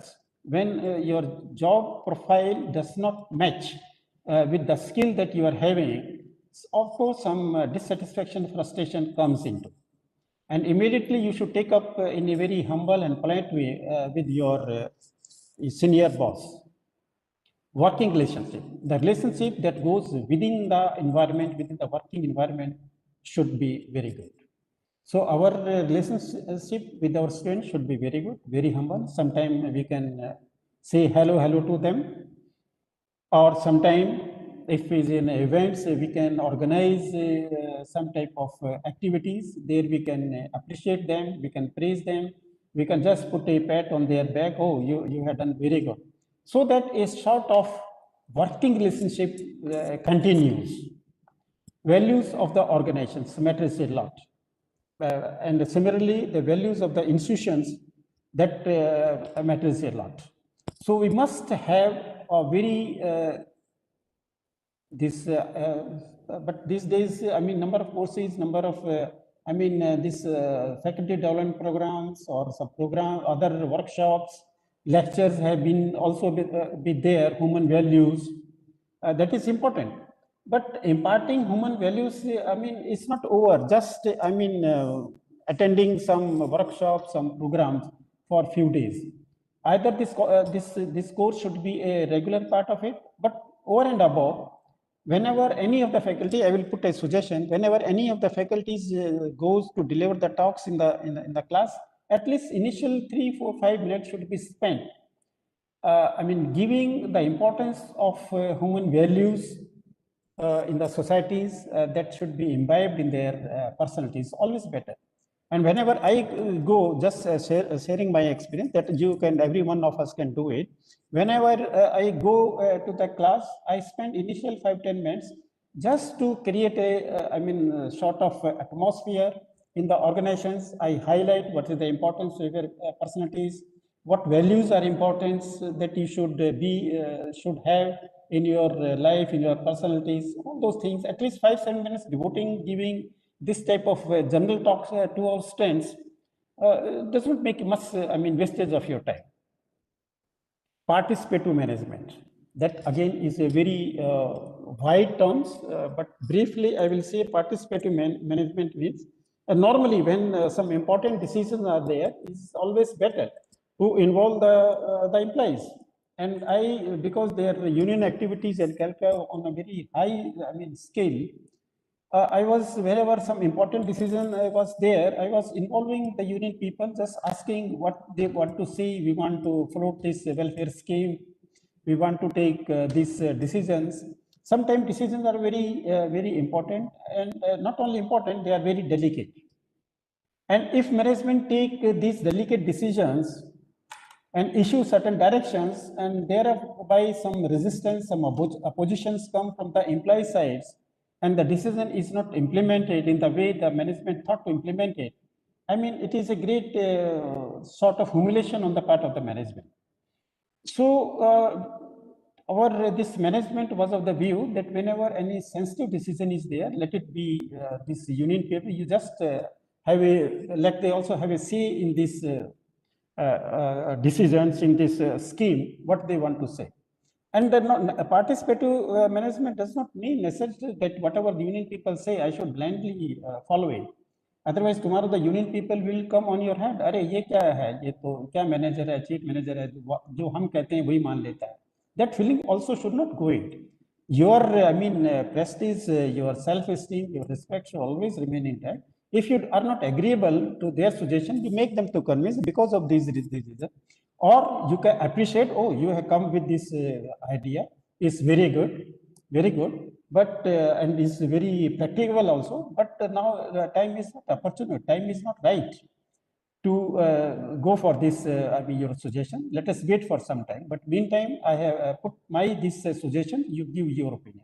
Similarly, my faculty members and my participant, we should involve our students. We want to organize these activities, some extracurricular activities. What you want to say in these things, so that involvement itself becomes a very creative, very conducive relationship between the faculty and the member of these students. Vision of the organizations. Wherever this manufacturing organization, service industry, or academic institution, they must have the visions. I don't want to talk much on these things because vision means a foresight is again a long, discussions. And mission is the pathway to achieve the vision. So vision is a foresight where these organizations want to reach, and mission is what are those steps, what is the roadmap to achieve those things. So when I take this words vision to my classroom, just put this question before the students: what my dear students, what you want to be in your life, what you want to achieve. And somebody may come out, sir, I want to become this thing. And then you can take how you will reach it. Some of the things he will come out, some of the things you can spell out. Yes, I also see you can achieve this thing. Your target is very good. Your objective or vision which you have laid down in your life is very good.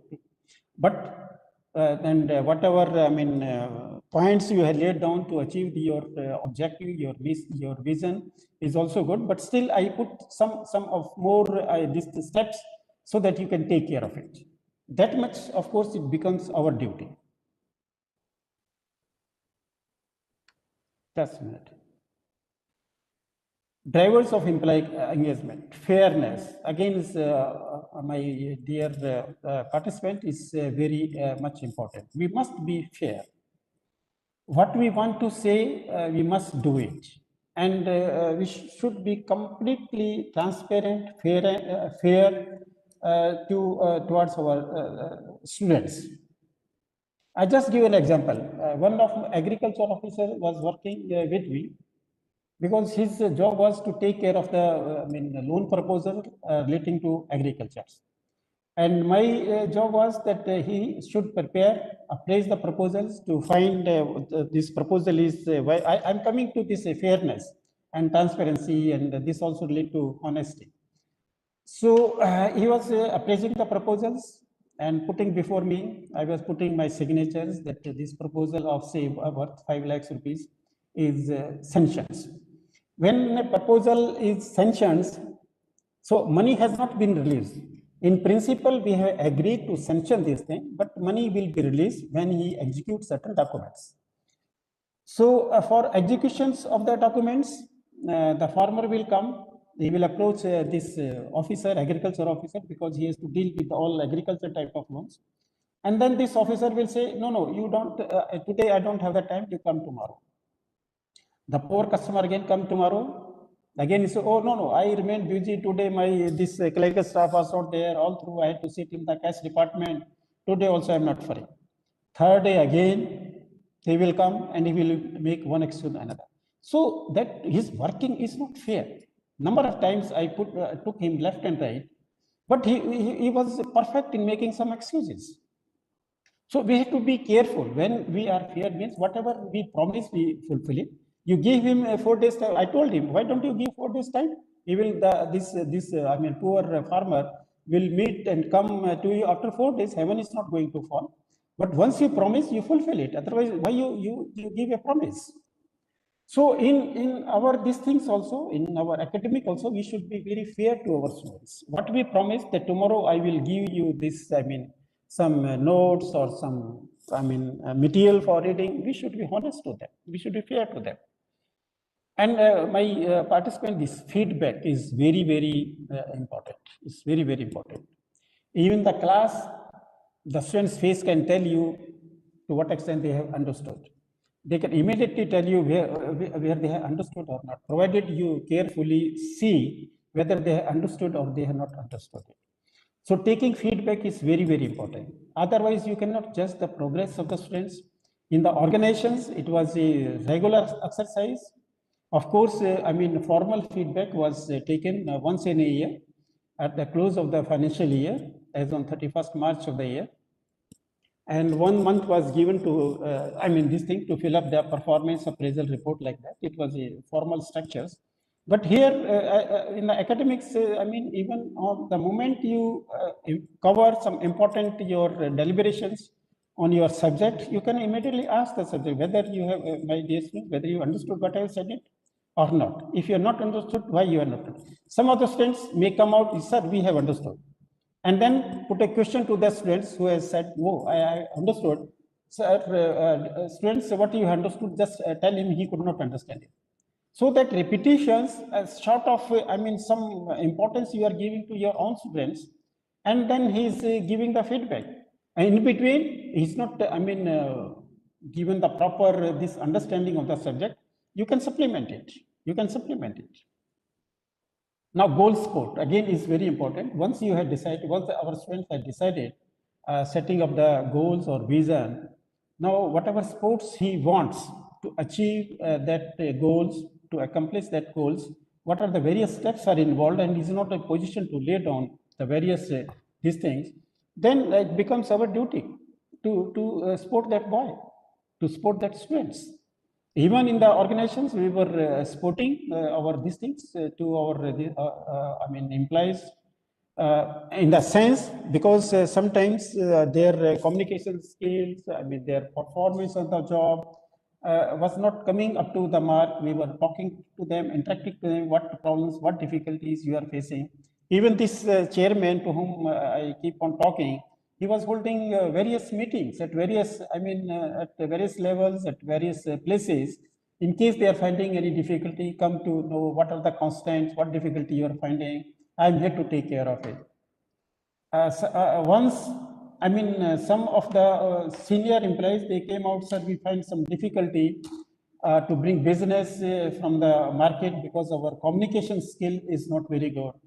Slowly and gradually, this feedback was with him, that most of the senior employees who are working in this old organization, they have not been exposed to that type of environment which now today demands. They are not in a proper way to talk to the customers and bring more and more business. Then we hired hundreds marketing officers with management qualifications. All these hundreds, officers, they were put on intensive training for about 1 month, and then we allowed them to go and visit at various places. All these 100 officers we mixed with these senior employees. So this was also one of the strategy we took. So it all depends what strategy you take for improvement of this goal on the part of the students. What type of sports they require? Leader availability. If your action inspire others to dream more, learn more, do more, and become more, is you are a leader. That is one important thing that we must pass this message. We as a faculty should take that we are also a leader. Leader availability here means leader should not sit in a very watertight of compartment. He is not accessible. He is not available. Despite frequent, visiting, he is not available. That should not be there. He should be, but at the same time, he should not be. Is accessible so easily that everybody can take it. Oh, मैं तुमसे मिल ही सकता हूँ. उसका क्या है? They should not take it for granted. He should also keep his position intact. Should keep his respect and dignity of the position intact. It is not like that. But at the same time, he should also be available as and when some wants to meet him.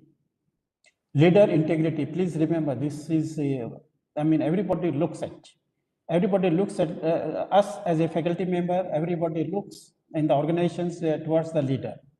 That is integrity is a core value of one's personality. Please understand in that way. Integrity is a core value of your personality. Integrity, if I just give a very simple example, Abraham Lincoln was a great solicitor, is a great lawyer. One day a client came to him, sir, you take my case. Abraham Lincoln took the case, he went through the case, and what he said? Your case technically is very strong. Technically, yeah, the case is very strong, but ethically it is not good. So when I will be arguing before the judge on your case, I'll be saying at the back of me, Lincoln, you are telling lie. Lincoln, you are telling lie. Therefore, I do not want to take your case. That is integrity. That is integrity. It's the total value of the personalities that should be reflected. And students, please remember these words, integrity requires a lot of, understanding. So here time is not there, otherwise I would have elaborated more on this point of integrity. But a simple example of that I have given to Abraham Lincoln, it matters a lot. Positive work culture, that must be there. Positive work culture must be percolated throughout the organization. No feeling of negativity. While I was attending one of the, training at this Banks College at Lucknow, all facilities are very good. Almost 4 or 5 star type of facilities are there. One of my friend, or you may say colleague, who was my roommate, he was also there. All the time he was saying, Rati, as dal achhi nahi hai, dal jo subah banai thi lunch mein, same dal is given in the evening. So his focus was to criticize something or other. Otherwise, taken to this thing, the facilities were very good, but there are certain people who spread the negativity. Try to stop these people. And my advice is avoid the company of these people who are give negative thoughts. When you are working in organizations, avoid the company. Sometimes we have to become selfish also. Otherwise, slowly and gradually, all this negative feel will start coming in your personality also. Why should I affect my own personality? So sometimes I have to be selfish. I can say, you can openly say, yes, okay, you listen, but at the same time, we have to be very much concerned that no negative thoughts comes in our life. That is important. Now, yesterday also, one of our speaker has covered, of course, these points, dimension of life, well-being, students' well-being, that we have to take care, physical, their health and energy. As and when I meet my students here in the evening, I also speak to them. If you are not in a participating in some games or do not know certain know-how of the game, at least you just run. Sweating should be there on your part. One day, somebody put a question to Kapil Dev, ex-cricketers of our this thing, who was he was responsible to bring a World Cup here. One of the reporter put a question to him, Kapil Dev, why you are putting so much under physical training? And his question was very simple. जब मुझे पसीना आता है और मैं smell करता हूँ उस पसीने का, I feel very good. When I get sweating, perspiring, and I smell my sweating, I feel very good. And therefore, I put myself under so much, this thing, physical exercise. Because when you do this physical exercise and some sweating is there from your body, your body becomes, I mean, skin becomes very clean. All poisonous matters comes out. This is the message that we should also give to our students. Social relations, that they must maintain balance, respect, and they should remain connected with us, with other, I mean, people also. That is very much required. Psychological, I mean, stress, emotions. Yesterday, one of the speaker, I think, has largely covered on this aspect of how to manage the stress. Stress are always there. Please never have this thing in mind that I want to lead a very stress-free life. It will never be. Only thing is how you manage that stress. And sometimes stress is considered to be a very positive input, because I have seen many people under stress, they are working very good. Their results are very good. But at the same time, stress has to be there, whether academics is there, whether any service industry there, manufacturing there, stress is bound to be there, But how you manage that stress, that makes a difference. And for important things for managing the stress is your physical activity. And the same message we must give to our students, that they should indulge in one or other physical activity.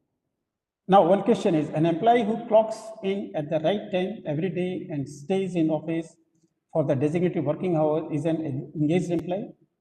Similarly, if a student who regularly attends the class, comes in time, leaves in time, well disciplined, can we say that that student is very much engaged in the study?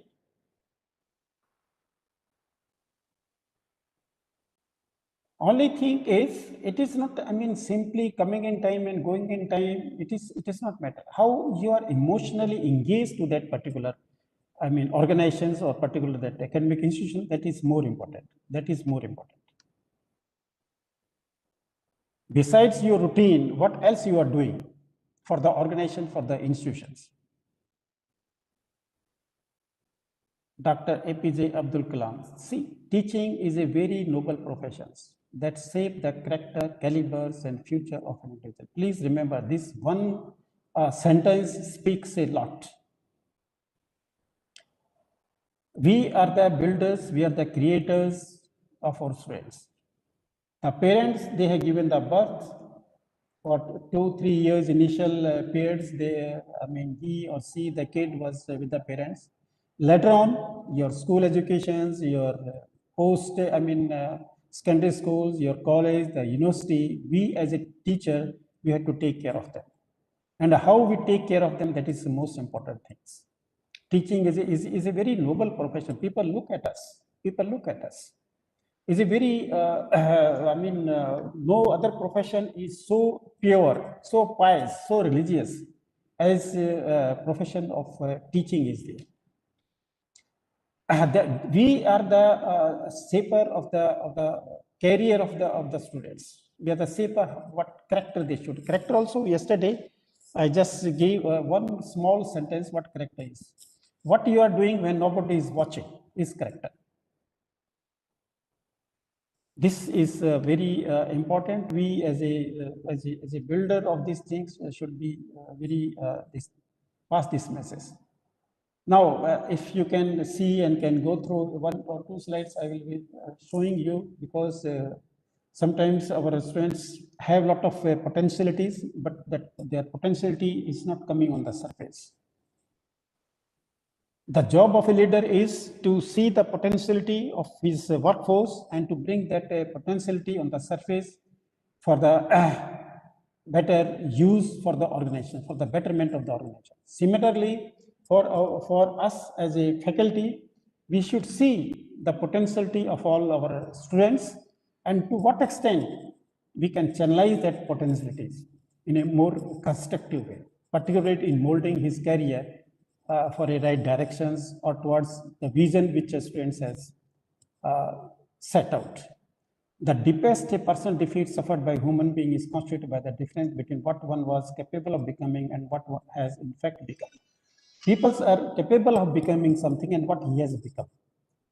All our students are capable of becoming what they want to become, but because lack of guidance, lack of directions, they don't go for it. There's a difference between simply existing and truly living. Please understand. There is a distinction between simply surviving and really thriving. The sad thing is that most people have lost sight of the human gifts that lie within them and have resigned themselves in spending the best years of their lives watching television. So God has given a very precious gift to all of us, to our students also. So for us as a faculty, we must see that this gift given by God is properly utilized by our students, by us as a faculty member. Just wait a minute.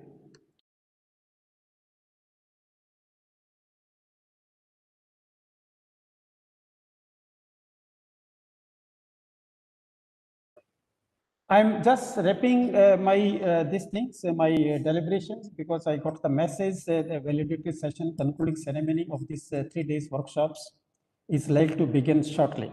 So I think one slides may also be there, or I don't know. 6 driver students should learn. They must have a big dream. Each one of us, of course, we should also, we are all young faculties, so we should also have a big dreams. John F. Kennedy once said to his technicians, John F. Kennedy was one of the popular president of this great country, United States. From 10 years onwards, from 10 years from today, I want to see an American landing on the moon. Just think of. He took a dream that 10 years from now, I want to see that an American lands on the moon. All technocrats, big technocrats said, sir, how is it possible? We have no technology, no technique, no skill. How it is possible that we land, an American should land at these things at the moon? And he said, his reply was, I'm not concerned with it. What you want, what skills, what, machinery, what type of devices you want, that you tell me. But I want 10 years from now, an American should land on this thing. And before 10 years, an American landed on the moon, Armstrong. Do you do what you really want and enjoy it? Please, and therefore, setting of your goals, the same thing is setting of your goals is very important. What you really want in your life, because goals give the directions, vision give the directions. Then, because these days there is a lot of distractions available in the environment to our students. A lot of distraction is there. A lot of gadgets are there. A lot of things are coming on your mobiles. So many apps are available. So a lot of distractions is there on the part of our students. So it becomes our duty that they should set goals, because once they set a goals, they set a vision, it gives a direction to them.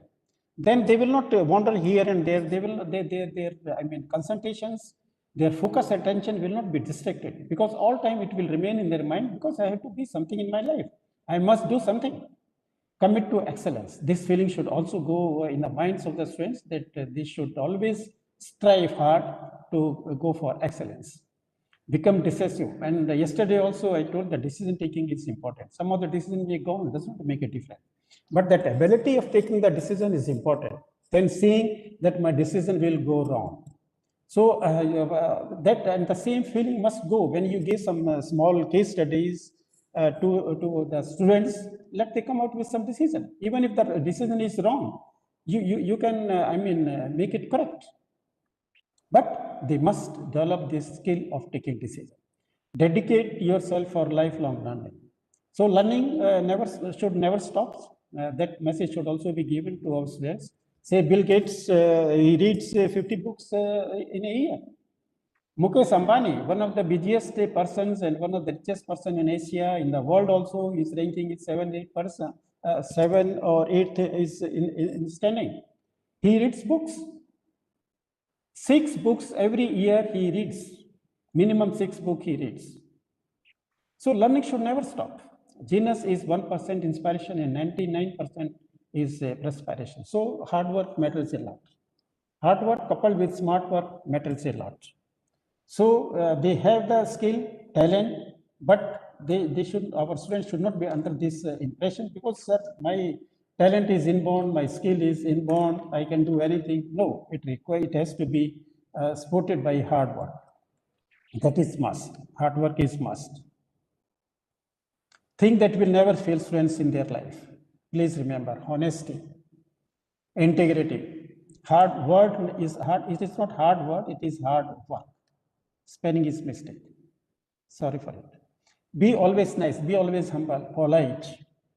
Being excellent what you do. Whatever you do, you must be excellent. Exceeding expectation. You put forward your expectation, but you strive hard to exceed those expectations. You must surpass those expectations. Spending less than you earn. That also, this message should go to our students when they are on their legs, they are on the job. They should always spend less than what they earn. If they earn and they spend more, tomorrow I do not want that our students should indulge in that type of these things. Being charitable with time, money, and talent. If you have got some talents, share it. If you have got some time, share with others. If you have got some money, go for some charity. It's always good. Your sense of humor should also be there, but all the time you should not be completely with keeping your face muscles very tight. Feeling of humor, feeling of smile must remain on the face, and the same smiling face should also be there on the face of our student. They should also be keep on smiling. So with these things, I conclude my today's deliberations. In between, if time permits, I can invite any questions, because very. Sir, I have one question.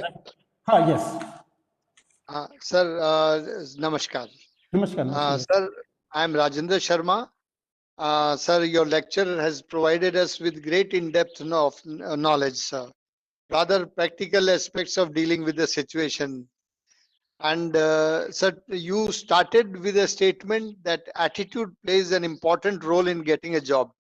So keeping this aspect in mind, when we talk regarding online classes, and this is, I found that it is really present there, this problem.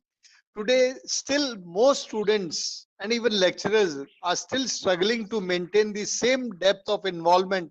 Here I mean engagement or involvement with each other, what they could have in a classroom setting. When, if this is correct, then what are the solutions you suggest to maintain the depth of engagement or involvement on both their part? So I would like to. So yes, good. These things you have raised this point. Because nobody can stop us that I can talk to my students. Who can stop me to talk to my students? Who can stop me if I pass some important, informations, important mail, important, some teaching notes to my students? Who stops me? Who stop me? I can talk anytime to my students. Nobody can stop me. So that involvement, of course, because of this pandemic, there is has been certain obstructions, certain these things were there, but still we can very well talk. How are you? How you are feeling? Today is your birthday. How you are celebrating it? Don't feel alone. Don't feel isolated. We are here with you. As yesterday I covered many health advisory. The same advisory you can also pass to the students. See, our contact with the students should never be lost, whatever be the situation is. Whatever be the situation is. Our contacts, our interactions with the students should never be stopped. Should never be stopped. And if you take the students into confidence, they will come out. Sir, I'm finding this problem. How I can do it? I just give, because you raised this question. One girl was my mentee. And frequently I was getting this complaints from the faculty member, from my teacher. Sir, so-and-so is your mentee. She is lost in the class. She does not have any consultations. Here before her performance, academic performance was very good. I was calling that girl, Betty, what is wrong with you? I am regularly getting these things. Sir, nothing is wrong. Nothing is wrong, sir. I'm all right. I'm perfectly. I listen. Another day, again, the teacher, faculty makes the complaint. Again, the next day, again, I call. No, sir, it's no problem with me. The faculty is making false complaint to me. Third day, again, I called her when I was receiving frequent, complaints from the teacher. Then I took her into full confidence. And please remember, if the students are in full confidence with the faculty, they will come out with their personal issues also. What to talk about the professional, they will come out with their personal issues also. My mentee, so and so, regularly I'm getting this complaint. You tell me honestly, and whatever you will tell, I will keep in confidence. It will remain between you and me, but you come out. That day she came out and she said, sir मेरा एक friend के साथ में, boyfriend के साथ में दोस्ती थी, और ये दोस्ती for the last 2 years. But here before I was not feeling much disturbed with my study, with my concentrations in study. But the last couple of months, he's, sort of passing wrong, message to me, which I do not like. Sometimes but certain vulgar statement is also he's passing, which I do not like. Then I told her, should I talk to him, or should I talk to your mother? Should I tell all these things to your mother? And she was very open. Immediately said, yes, sir, you can call my mother. Her mother was staying in Lucknow, far away from this place. And I sent a message, and she also came and she talked to that boy, and things were made all right. Things were made all right. See, these are the young students. They are the young, immature type of students. Sometimes they do not understand. They indulge in some, this type of activities. But we as a teacher must take care of it, because ultimately we are responsible as a teacher to make their life. So I think I have satisfied with your this, query. We should remain engaged with our students, whatever be the positions. Sun or shine, or COVID or no COVID, we must remain engaged with our students. So with these words, I say goodbye to all my participants for listening to this, sessions. And if some other times we get some opportunities, we will further speak on it, because it's a very wide, area. So thank you very much. Thank you very much. Thank you, Dr. R.S. Rathi, sir, for such a wonderful session, and how beautifully you have connected employee engagement with the student engagement.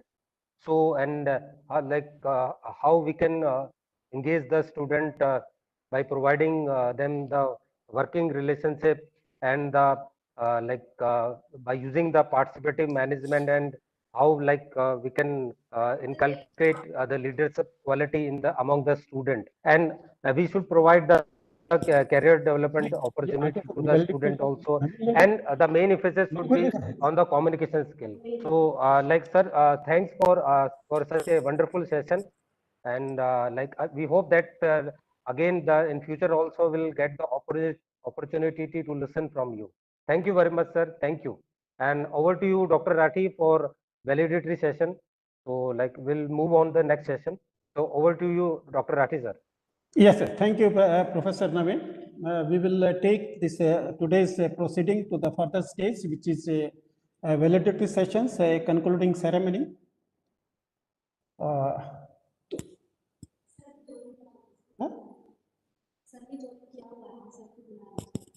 किसको बुला लूं? अब मैं बुला लूं? Sir, good afternoon.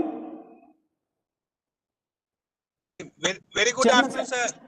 Very good afternoon. Very good afternoon. Sir, thank you. Thank you. Yes, yes. Within 2 minutes. Yes, you are. Yes, Yes, Director General Ms. Glody Madam has already joined. So sir. just you can brief in 2 minutes, and then BC sir will join, and you can start. Sir.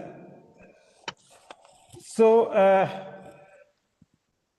to all the dignitaries, good afternoon to all of you. This 3 days faculty program on employees engagement in IT sector after post-COVID-19 scenario started from 8th March and comes to close today. The program was inaugurated by Honorable Vice Chancellor Professor R.A. Gupta ji, who was the chief guest of this program. Here we invited many, expertise for these programs, particularly professionals from the IT industries, And the highlight of this, one of the highlight of this program was that our ex-students, our alumni, Mr. Ashish Anand was also one of the speaker in these programs, and he spoke very well, eloquently, and took sessions. And I also express, words of appreciation to him. And one more important personality and very dynamic personalities, Mr. Chirag Patelji, he also took the sessions. Who is the co-founders and head of M&A Sports Village. He spoke on the subjects of IT, and he expressed his deep experience which he had, and he has worked at various positions within India and outside India. He interacted with the participants also. Participants also raised a number of queries before him, and his deliberations were well taken up by the participants. So he was also one of them. And Dr. Palvi Chaudhary, how entrepreneurship skill can be related to IT sectors. She took a session on this subject and a very these things. Dr. Palvi Chaudhary is also one of very eloquent speakers, or very extempore. She spoke, and she is a specialist in entrepreneurships. She is a specialist in entrepreneurship specialist. And how, this skill can be developed among the IT professionals. That also, she took these sessions. Some of the students, they interacted with her. What are the major constraints which are coming in the way they go for a startup? And what are the important qualities which are required on the part of an entrepreneurs? Because these students are with the IT backgrounds. So this having the technical skill is one part, but it requires other parts like taking some risks, taking some decisions, taking some financial supports. So she opens various channels from where they can take this loan. The facility of incubators, which is available at many institutes. She is also working on various incubators. She is also mentoring students in this area. That aspects was also very much highlighted by her. So these were the experts that we invited to deliver our talks on various topic of this program. Just a minute.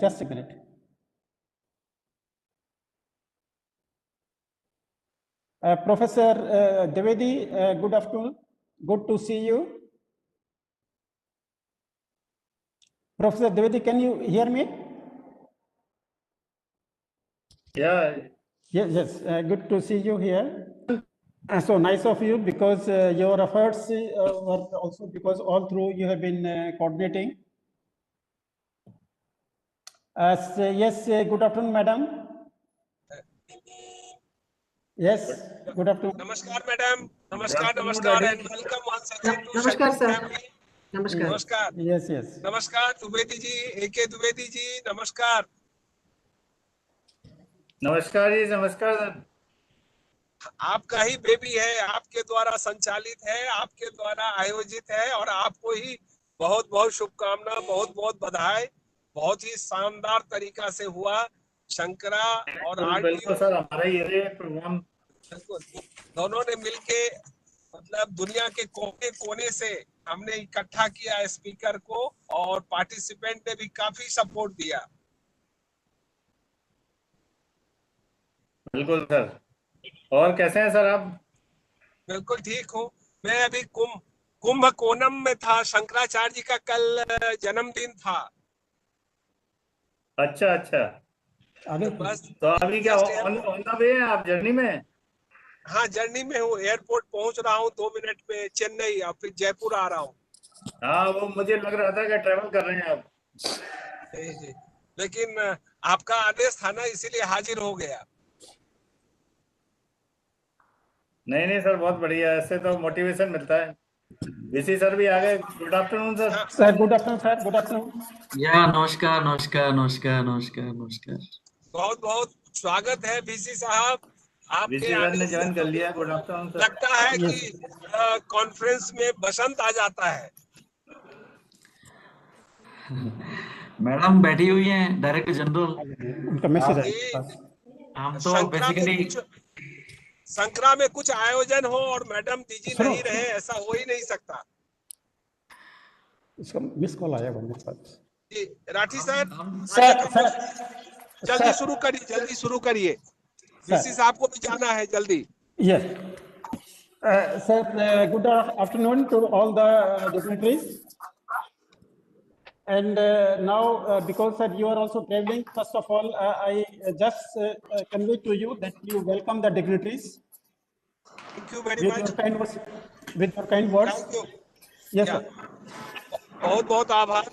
Madam. आज इस समापन समारोह में उपस्थित हमारे मुख्य अतिथि राजस्थान तकनीकी विश्वविद्यालय के कुलपति महोदय doctor R A Gupta ji, अति विशिष्ट अतिथि के रूप में उपस्थित director general doctor Glory Swarupa ma'am, आज उपस्थित doctor Chirag Patel ji, doctor A K Dwivedi ji, doctor Anil Mathur ji, doctor Dhirendra Mathur ji, हम लोगों के लिए खास करके संक्रा ग्रुप ऑफ इंस्टीट्यूशन और आरटीयू के लिए ये सुनहरा अवसर है जब विश्व के कोने कोने से इतने अच्छे स्पीकर हमारे माननीय कुलपति महोदय के अथक प्रयास से, उनके मार्गदर्शन से एकत्रित हुए हैं और इतना अच्छा आयोजन हुआ है।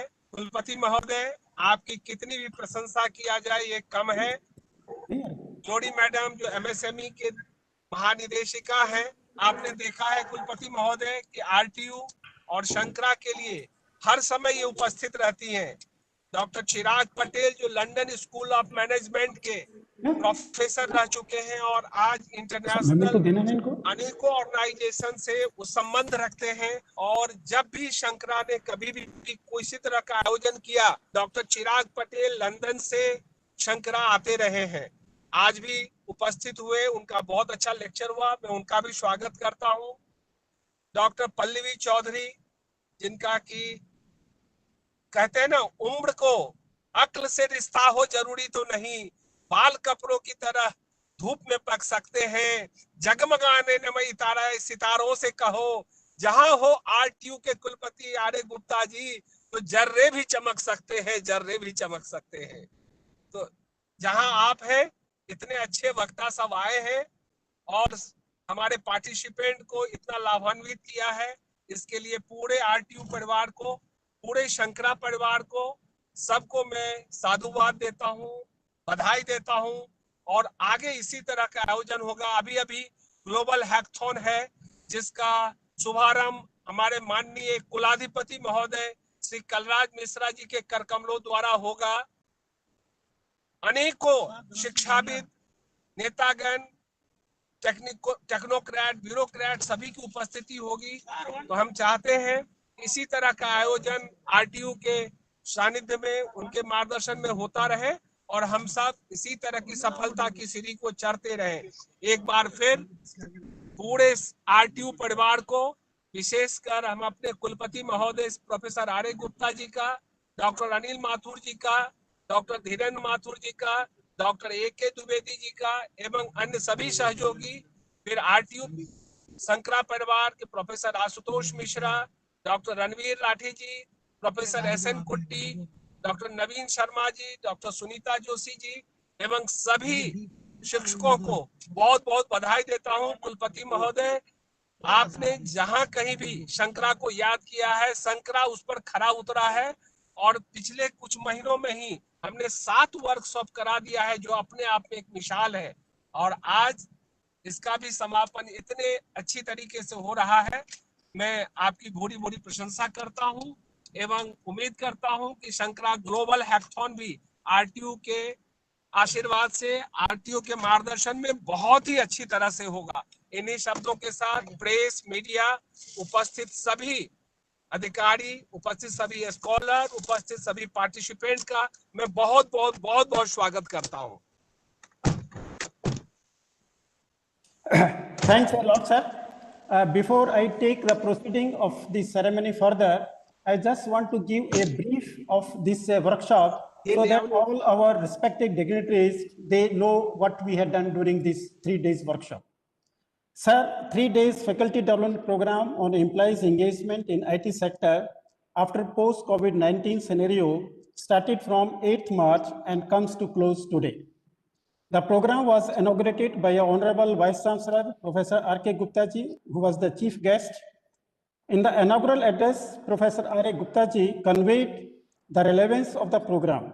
Sir also highlighted the various achievements during the last few months, and most importantly, around 50,000 students were exposed to varied type of learning in various disciplines by 3,000 experts who came from various fields like academics, corporate, technocrats, bureaucrats, even vice chancellors, senior officials from AICT. Sir also conveyed that RTU has taken many other initiatives like cloud computing to connect various affiliate institutes to e-learning, to set up an environment lab, to establish center of excellence at 20 centers at various institutes. Respected sir, Sri Nasir Jaidi, Chairman Pacific Group, was the special guest of honor of this inaugural ceremony. Sir conveyed his gratitudes and expressed blessing to Shankara for organizing this program and wished to all the participants for their wholehearted participation in this activity. The program covers topics like IT relevance and importance for employees post-COVID era, impact on logistics, post-COVID-19, the importance of employees' wellness, employees' engagement is boon to organizations and institutions with healthy work practices, new and emerging skills in IT sector for employees' engagement, etc. The speakers were bureaucrats, corporate experts, IT experts, professionals. To name a few, Mr. Chirag Patel, Dr. Palvi Chaudhary, Mr. Ashish Anand, Sri Anshuman Bhumiaji, IAS.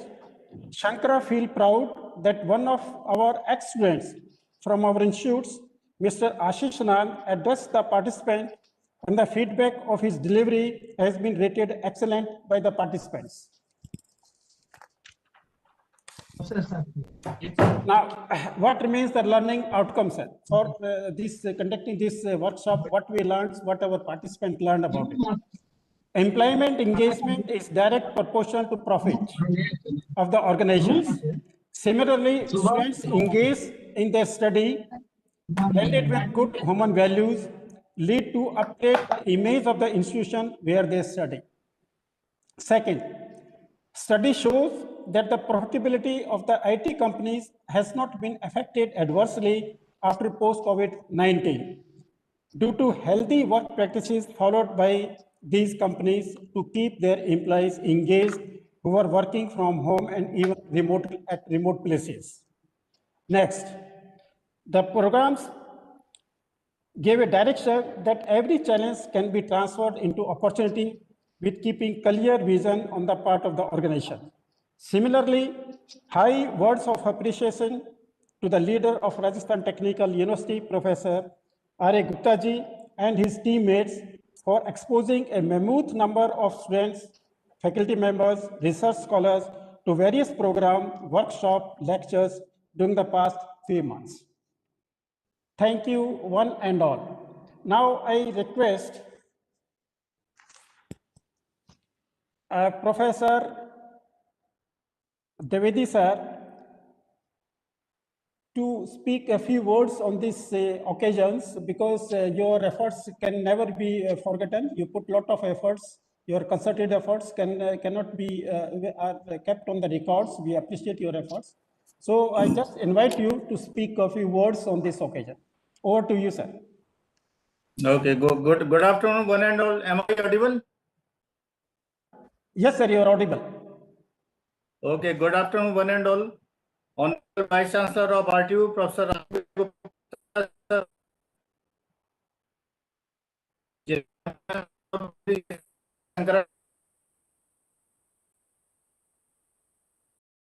From RTU, I think he has also joined, Professor Mathur and other dignitaries, Principal of the college, Dr. Ashutosh Misra, Professor S.N. Kutty, Professor R.S. Rathi, speakers, Dr. Pallavi Chaudhary, Ms. Soumya Parekh, Mr. Ashish Anand, and all other dignitaries who are present in this valedictory session of this 3 days FDP, which has been conducted on the employees engagement in IT sector after post-COVID-19 scenario. So it is being conducted jointly by the Sankara Group of Institutions and with the under the edges of Rajasthan Technical University Kota under TechUp 3 ATU RTU.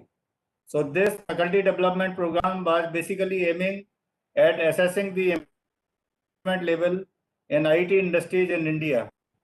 So this FDP might have provided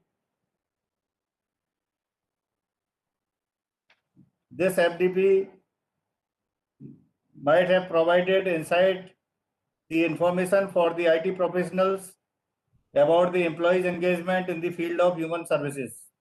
As the level of the employees engagement is measured, the team leaders can develop and implement the strategies that would actually improve the engagement in their organizations.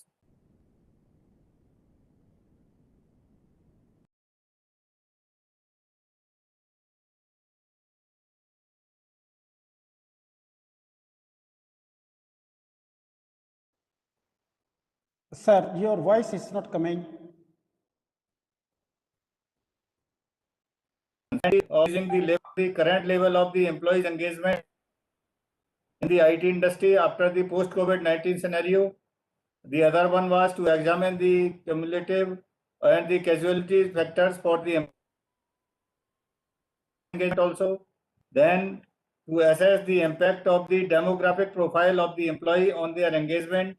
And the other one was to identify the influence of the organizational inputs on the employees' engagements, and also to identify the interventions, ways and means to enhance the employees' engagements within the organizations. So I hope the aims or the objectives of this faculty development program, they have been fulfilled, and the participants, those who have attended this particular FDP, they must have been benefited with the talks of the eminent speakers who have delivered their talks in this FDP. So in the end, I congratulate all the organizers of this particular FDP, particularly Ms. Jyoti Khurana, who was the coordinator from the Sankara Institute itself. So at the end, I thank you all. Thank you very much. Sir, I got a message from Professor Dhirendra Mathurji. He is busy in somewhere with some important assignment. And now, therefore, I request now Professor Anil Mathurji has come. Now Professor Anil Mathurji has come. I just saw his face. Sir, now I request you, Professor Anil Mathurji. Sir, now I request Professor Anil Mathurji to speak a few words on this occasion. Over to Professor Anil Mathurji. Thank you. Thank you, Rathi, for inviting me. It is our pleasure, sir. Yes. First of all, नमस्कार माथुर साहब, doctor Anil Mathur साहब को मेरा भी नमस्कार. Namaste, sir. Namaste, sir. Namaste. I also welcome and thanks Professor S.K. Kumar Chaudhary ji for inviting me in this validity function also. I am grateful to him. He invites every program, whether it is inaugural or valedictory, whether it is faculty development program, webinar or hackathon. I am always invited by him. So I am very much grateful to him. Thank you, sir, for inviting me.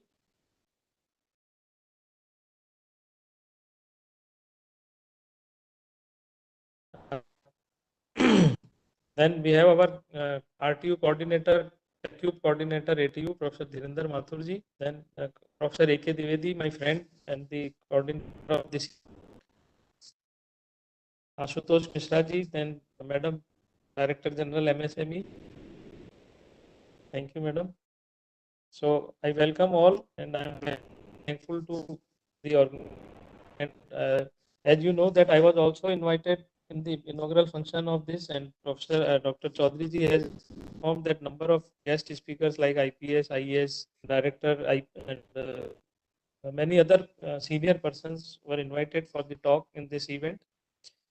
I hope the lecture delivered by the various speakers will be beneficial to all the participants in this after post-COVID.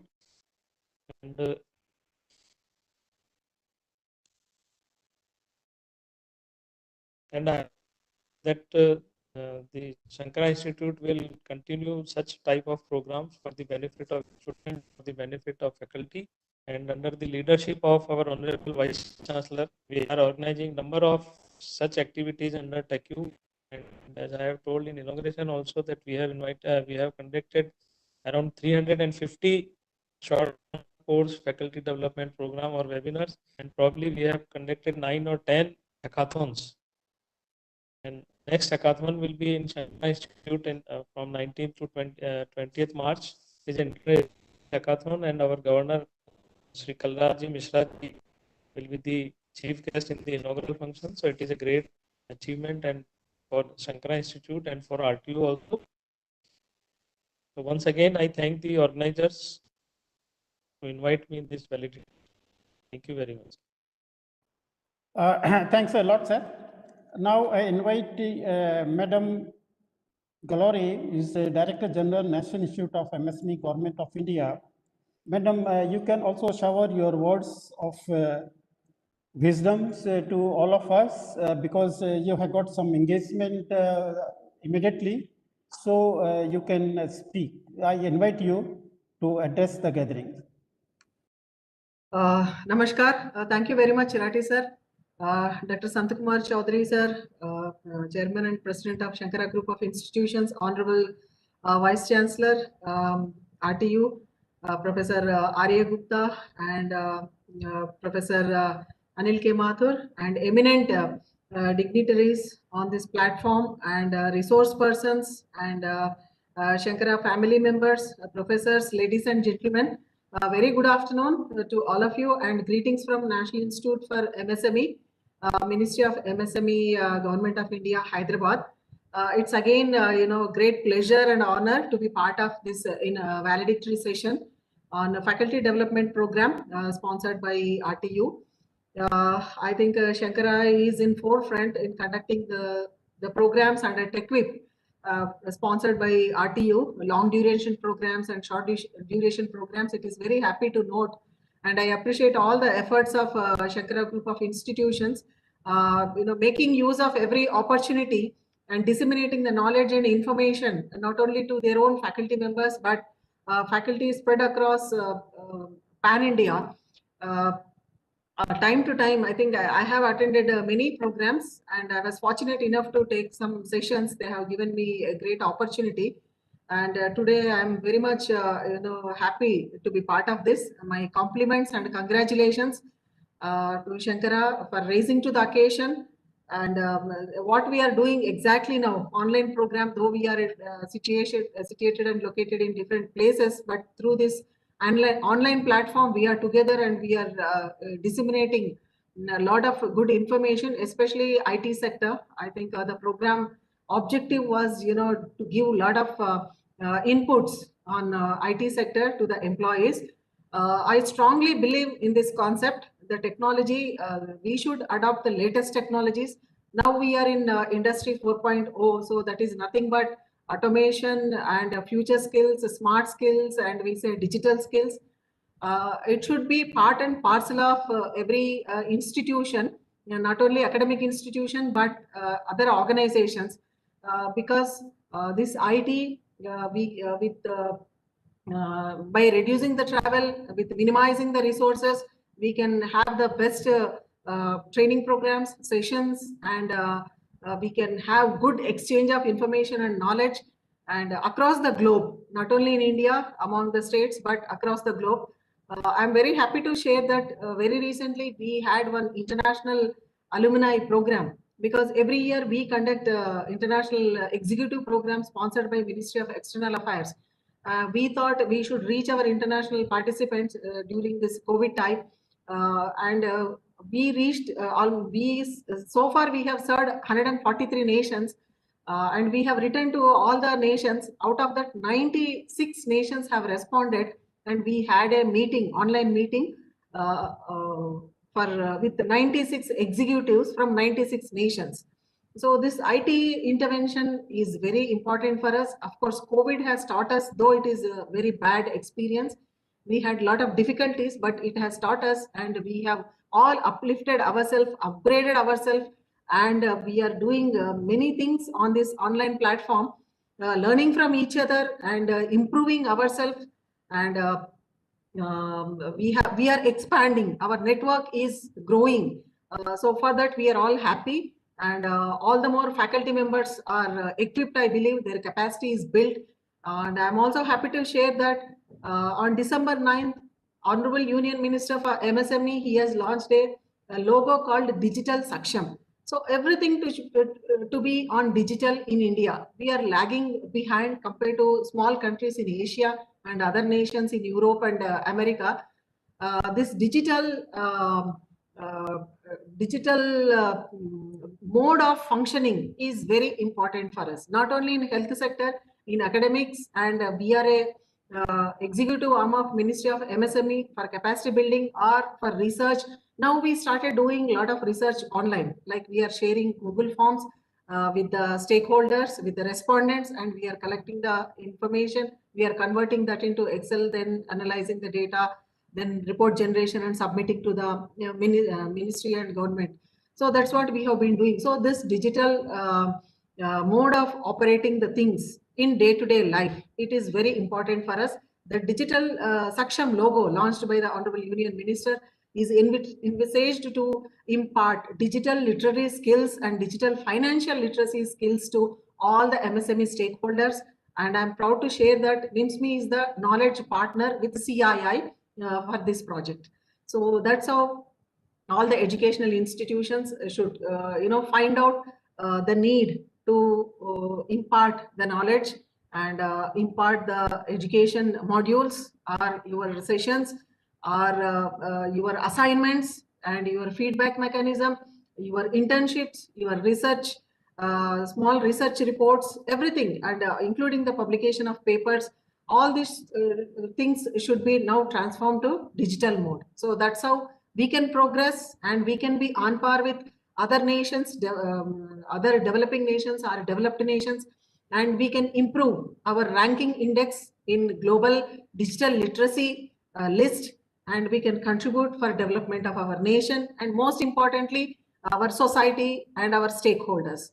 I hope this program has fulfilled all these important inputs, and faculty are equipped and empowered, I believe. Now faculty has to take these inputs, whatever skills you received, so to your student community or other fellow faculty community, and that should definitely help all of us in functioning in a better way by minimizing our resources on time and financial resources, and for more effective delivery.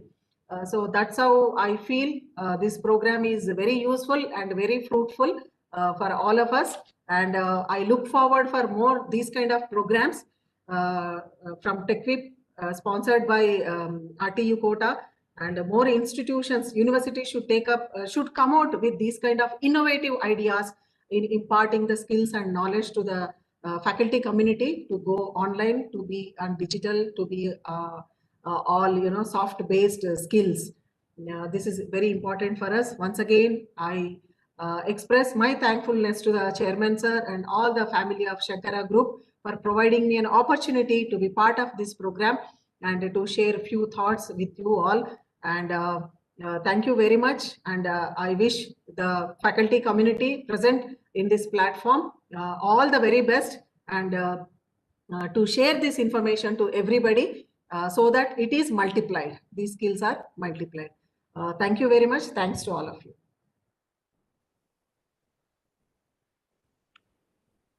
Thanks a lot, Madam, for highlighting the importance and opportunity scopes which are there for the technical students.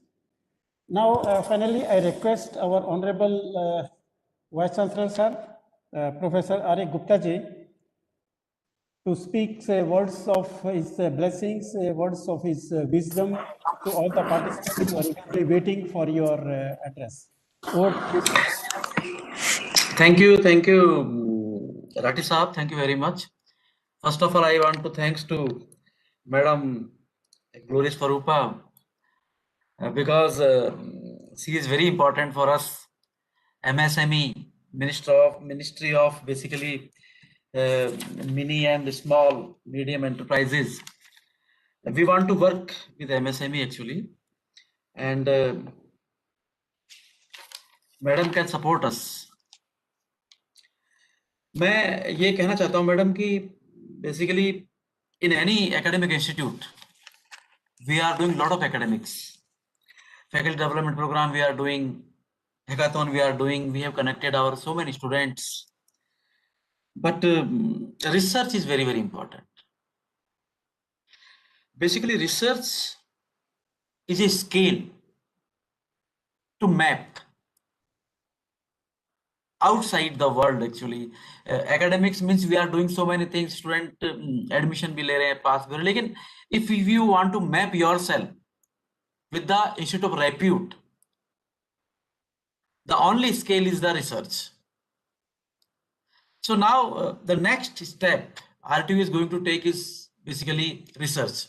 So first of all Chaudhary साहब को मैं बधाई देना चाहता हूँ. चौधरी साहब is doing lot of activities nowadays, और मुझे तो ऐसा लगने लगा है कि चौधरी साहब हमारे साथ जो है काम करते करते स्कॉलर हो गए हैं. अभी ये एक स्कॉलर की तरह से मैं इनको काउंट करने लगा हूं, क्योंकि अब इनको टेक्निकल नॉलेज बहुत होने लगी है. He is speaking about hackathon, he is speaking about faculty development programmes.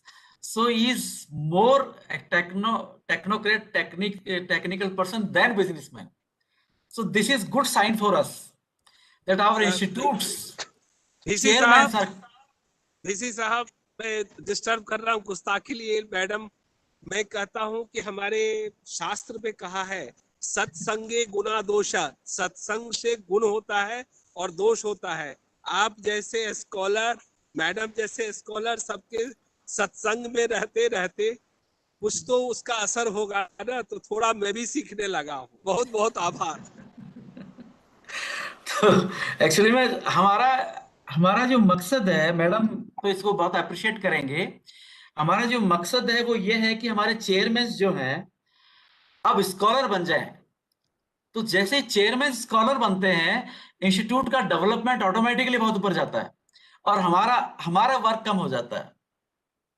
So this is happening in last 8 or 10 months. I am looking that every chairman is talking about that हमको ये करना है, हमको कोई प्रोजेक्ट सबमिट करना है, DST में project लेके आना है. तो ये एक चेंज है जो कि एक पॉजिटिव चेंज जो हम फील करते हैं, और जो हमारा पर्पज है वो फुलफिल होता हुआ नजर आ रहा है हमको.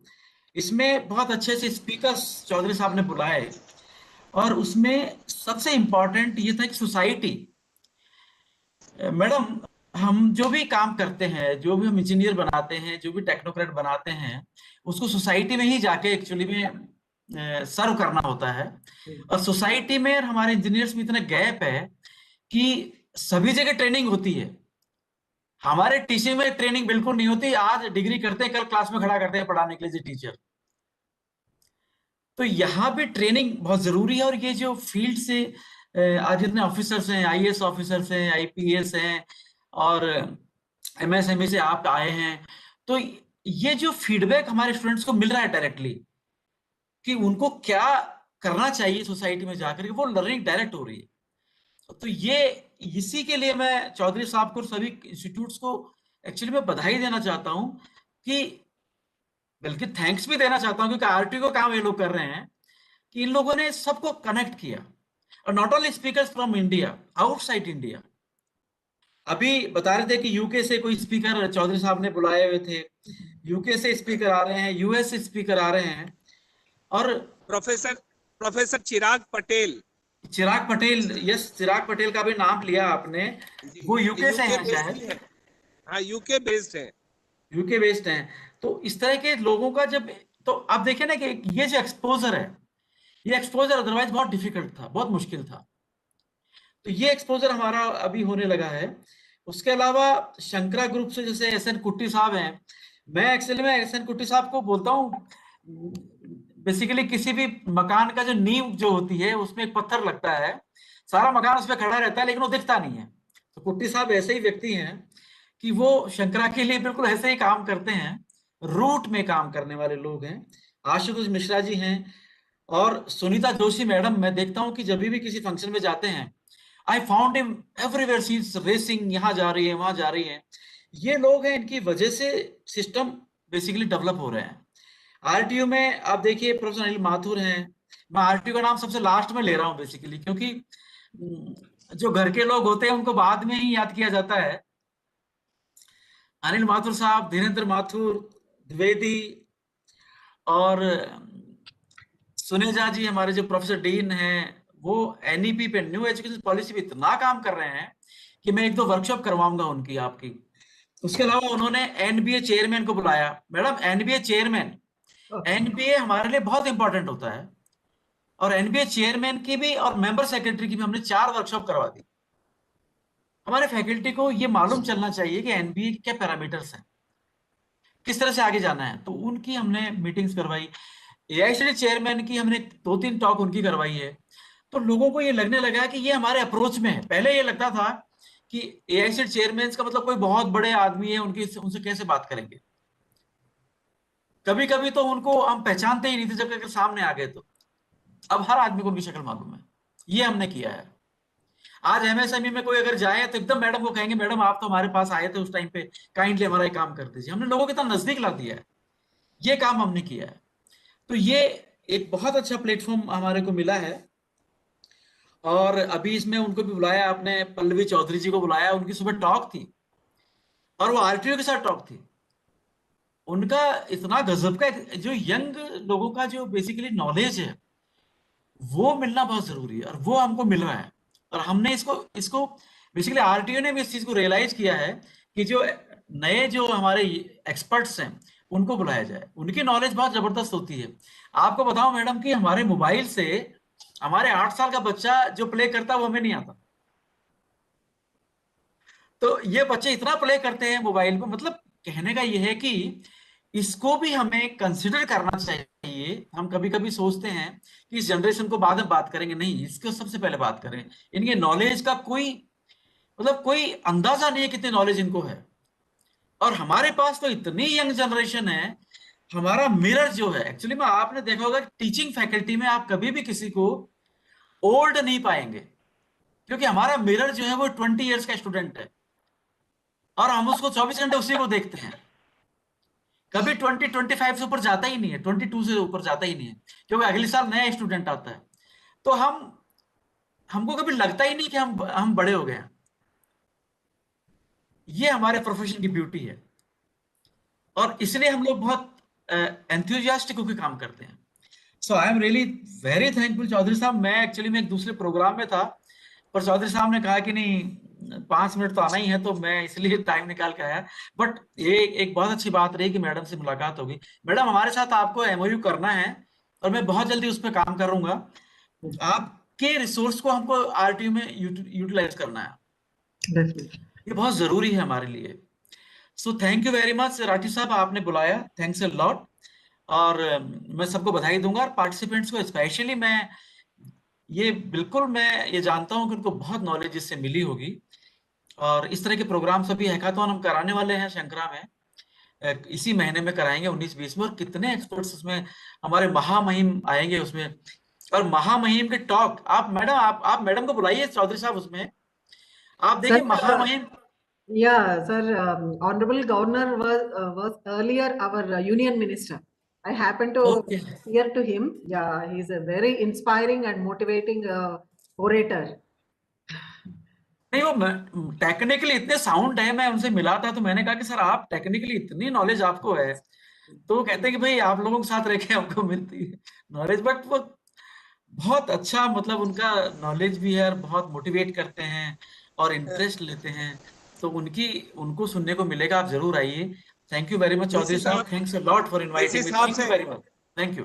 डीसी साहब से निवेदन है कि मैडम को मैंने तो इनवाइट किया है, आप भी इनवाइट करें। एमएसएमई मैडम के आने से एमएसएमई हमारे यहाँ आ जाएगा। मैडम तो आती है शंकरा, लेकिन आरटीयू की तरफ से भी आपको निमंत्रण डीसी साहब दे रहे हैं। हाँ बिल्कुल बिल्कुल, मैं आपको इनवाइट कर रहा हूँ, और मैं एक्चुअली मैं इनवाइट नहीं कर रहा हूँ, मैं चाहता हूँ कि आप आए।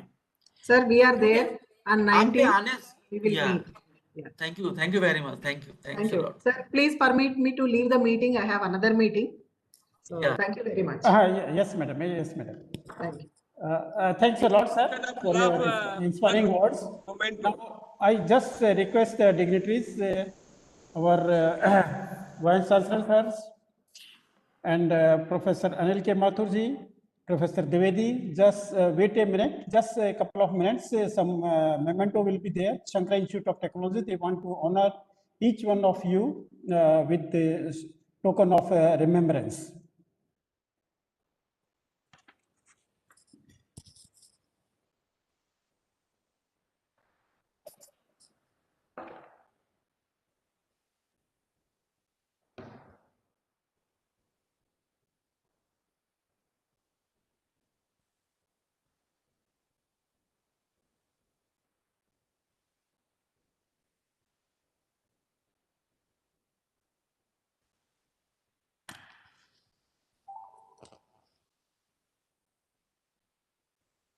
Hello.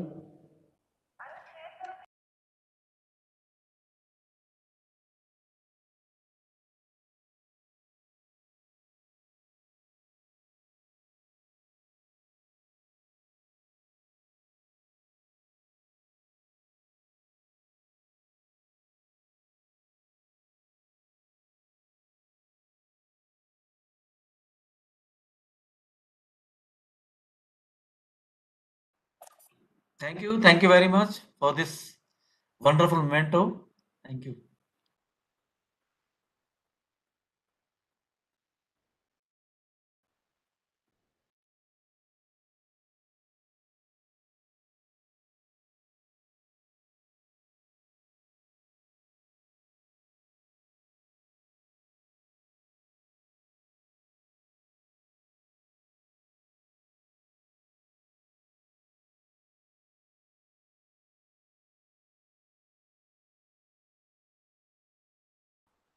Oh, Madam, Madam Sarupa Galore, this is a token of remembrance from our sides.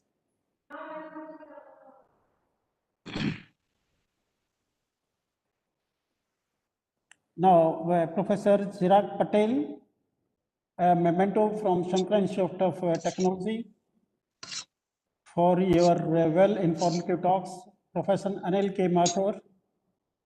Thank you, Ratiji. Yes, a token of love and respect to you for your presence in these voluntary sessions. Thank you, sir. Thank you. Professor Dhirendra Mathurji, in absentia, because he had some important meeting. In his absentia, we are honoring him with a memento. And Professor Dwivedi ji, our love and respect to you in form of this memento. Thank you, Ratija. Thank you. And our chairman, Dr. Sant Kumar Chaudhary, a token of respect and love from Shankara Institute of Technology to you, sir, also. So before coming to the last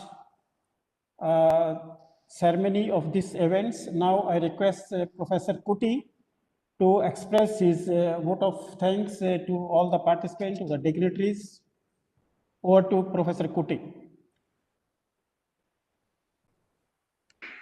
Good afternoon to all of you. Our chief guest of function, Dr. R.A. Gupta, Vice Chancellor of Rajasthan Technical University, special guest of honor, Srimati Glory Swarupa Madam, Director General MSME Hyderabad, Dr. Chirag Patel, co-founder M&A Sports Village, Guest of honor is Professor Anil Mathur, Dr. Dhirendra Mathur, who is coordinator of HFP RTU, Dr. A.K. Dwivedi, who is the coordinator of this program, and then the eminent speakers, Dr. Chirag Patel again, Dr. Pallavi Chowdhury, Dr. R.S. Ratty has attended 2 sessions. He said, our HR Shankara Group of Institutions, Ms. Soumya Parikh, Mr. Ashish Anand, who is our alumni, plus our honorable man, Dr. Santosh. I once again wish you all a very good afternoon. I am honored to be invited by our coordinator of this FDP, Ms. Jyoti Purohit. Thank you so much once again. Now, first of all, our honorable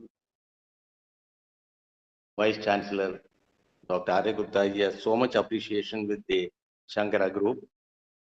We are extremely thankful for your advice. Definitely, we'll definitely avail, and we expect the same to continue in near future. Definitely in the future time to come. Dr. Anil Mathur, Dr. Dhirendra Mathur, Dr. Dwivedi, and all other faculties and professors from RTU, we are thankful for their coordination, for giving us such an opportunity and a wonderful support from them.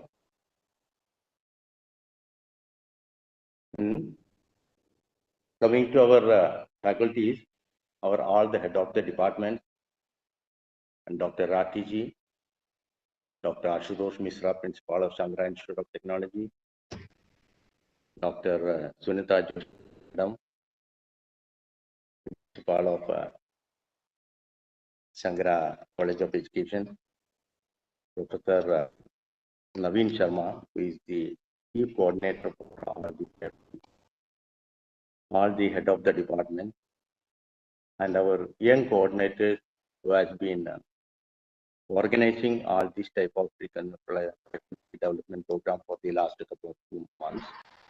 We have a series of FDPs conducted during the last 2 months. For them, it has been all have been done as a completely successful event. And I take this opportunity to thank them also. Now, the media person, that is needless to say, they have given a very good coverage, wonderful coverage of this, all these FDPs, and these are last FDPs going to. At last, Dr. Sankumar Chowdhury, our honorable chairman, I am to give the thanks to him. He's the everything, is overall, and the whole support, and thanks for his whole support, advice, coordination, and his advice will never be sufficient for us to continue in our next achievement. Thank you all, and all the young coordinators, all the supporters, the participants, then everyone. Thank you all once again. We'll meet on 19th, which is going to be a global hackathon at our campus on 19th and 20th. And as every speaker has told earlier, and, I kindly be available to bless our whole Shankara family. You all invite. Thank you all. Thank you once again. So thanks to one and all for this concluding ceremony. With this formal events of the ceremony, along with the closure of the 3 days program, stands closed. Thank you once again. Thanks to all the participants.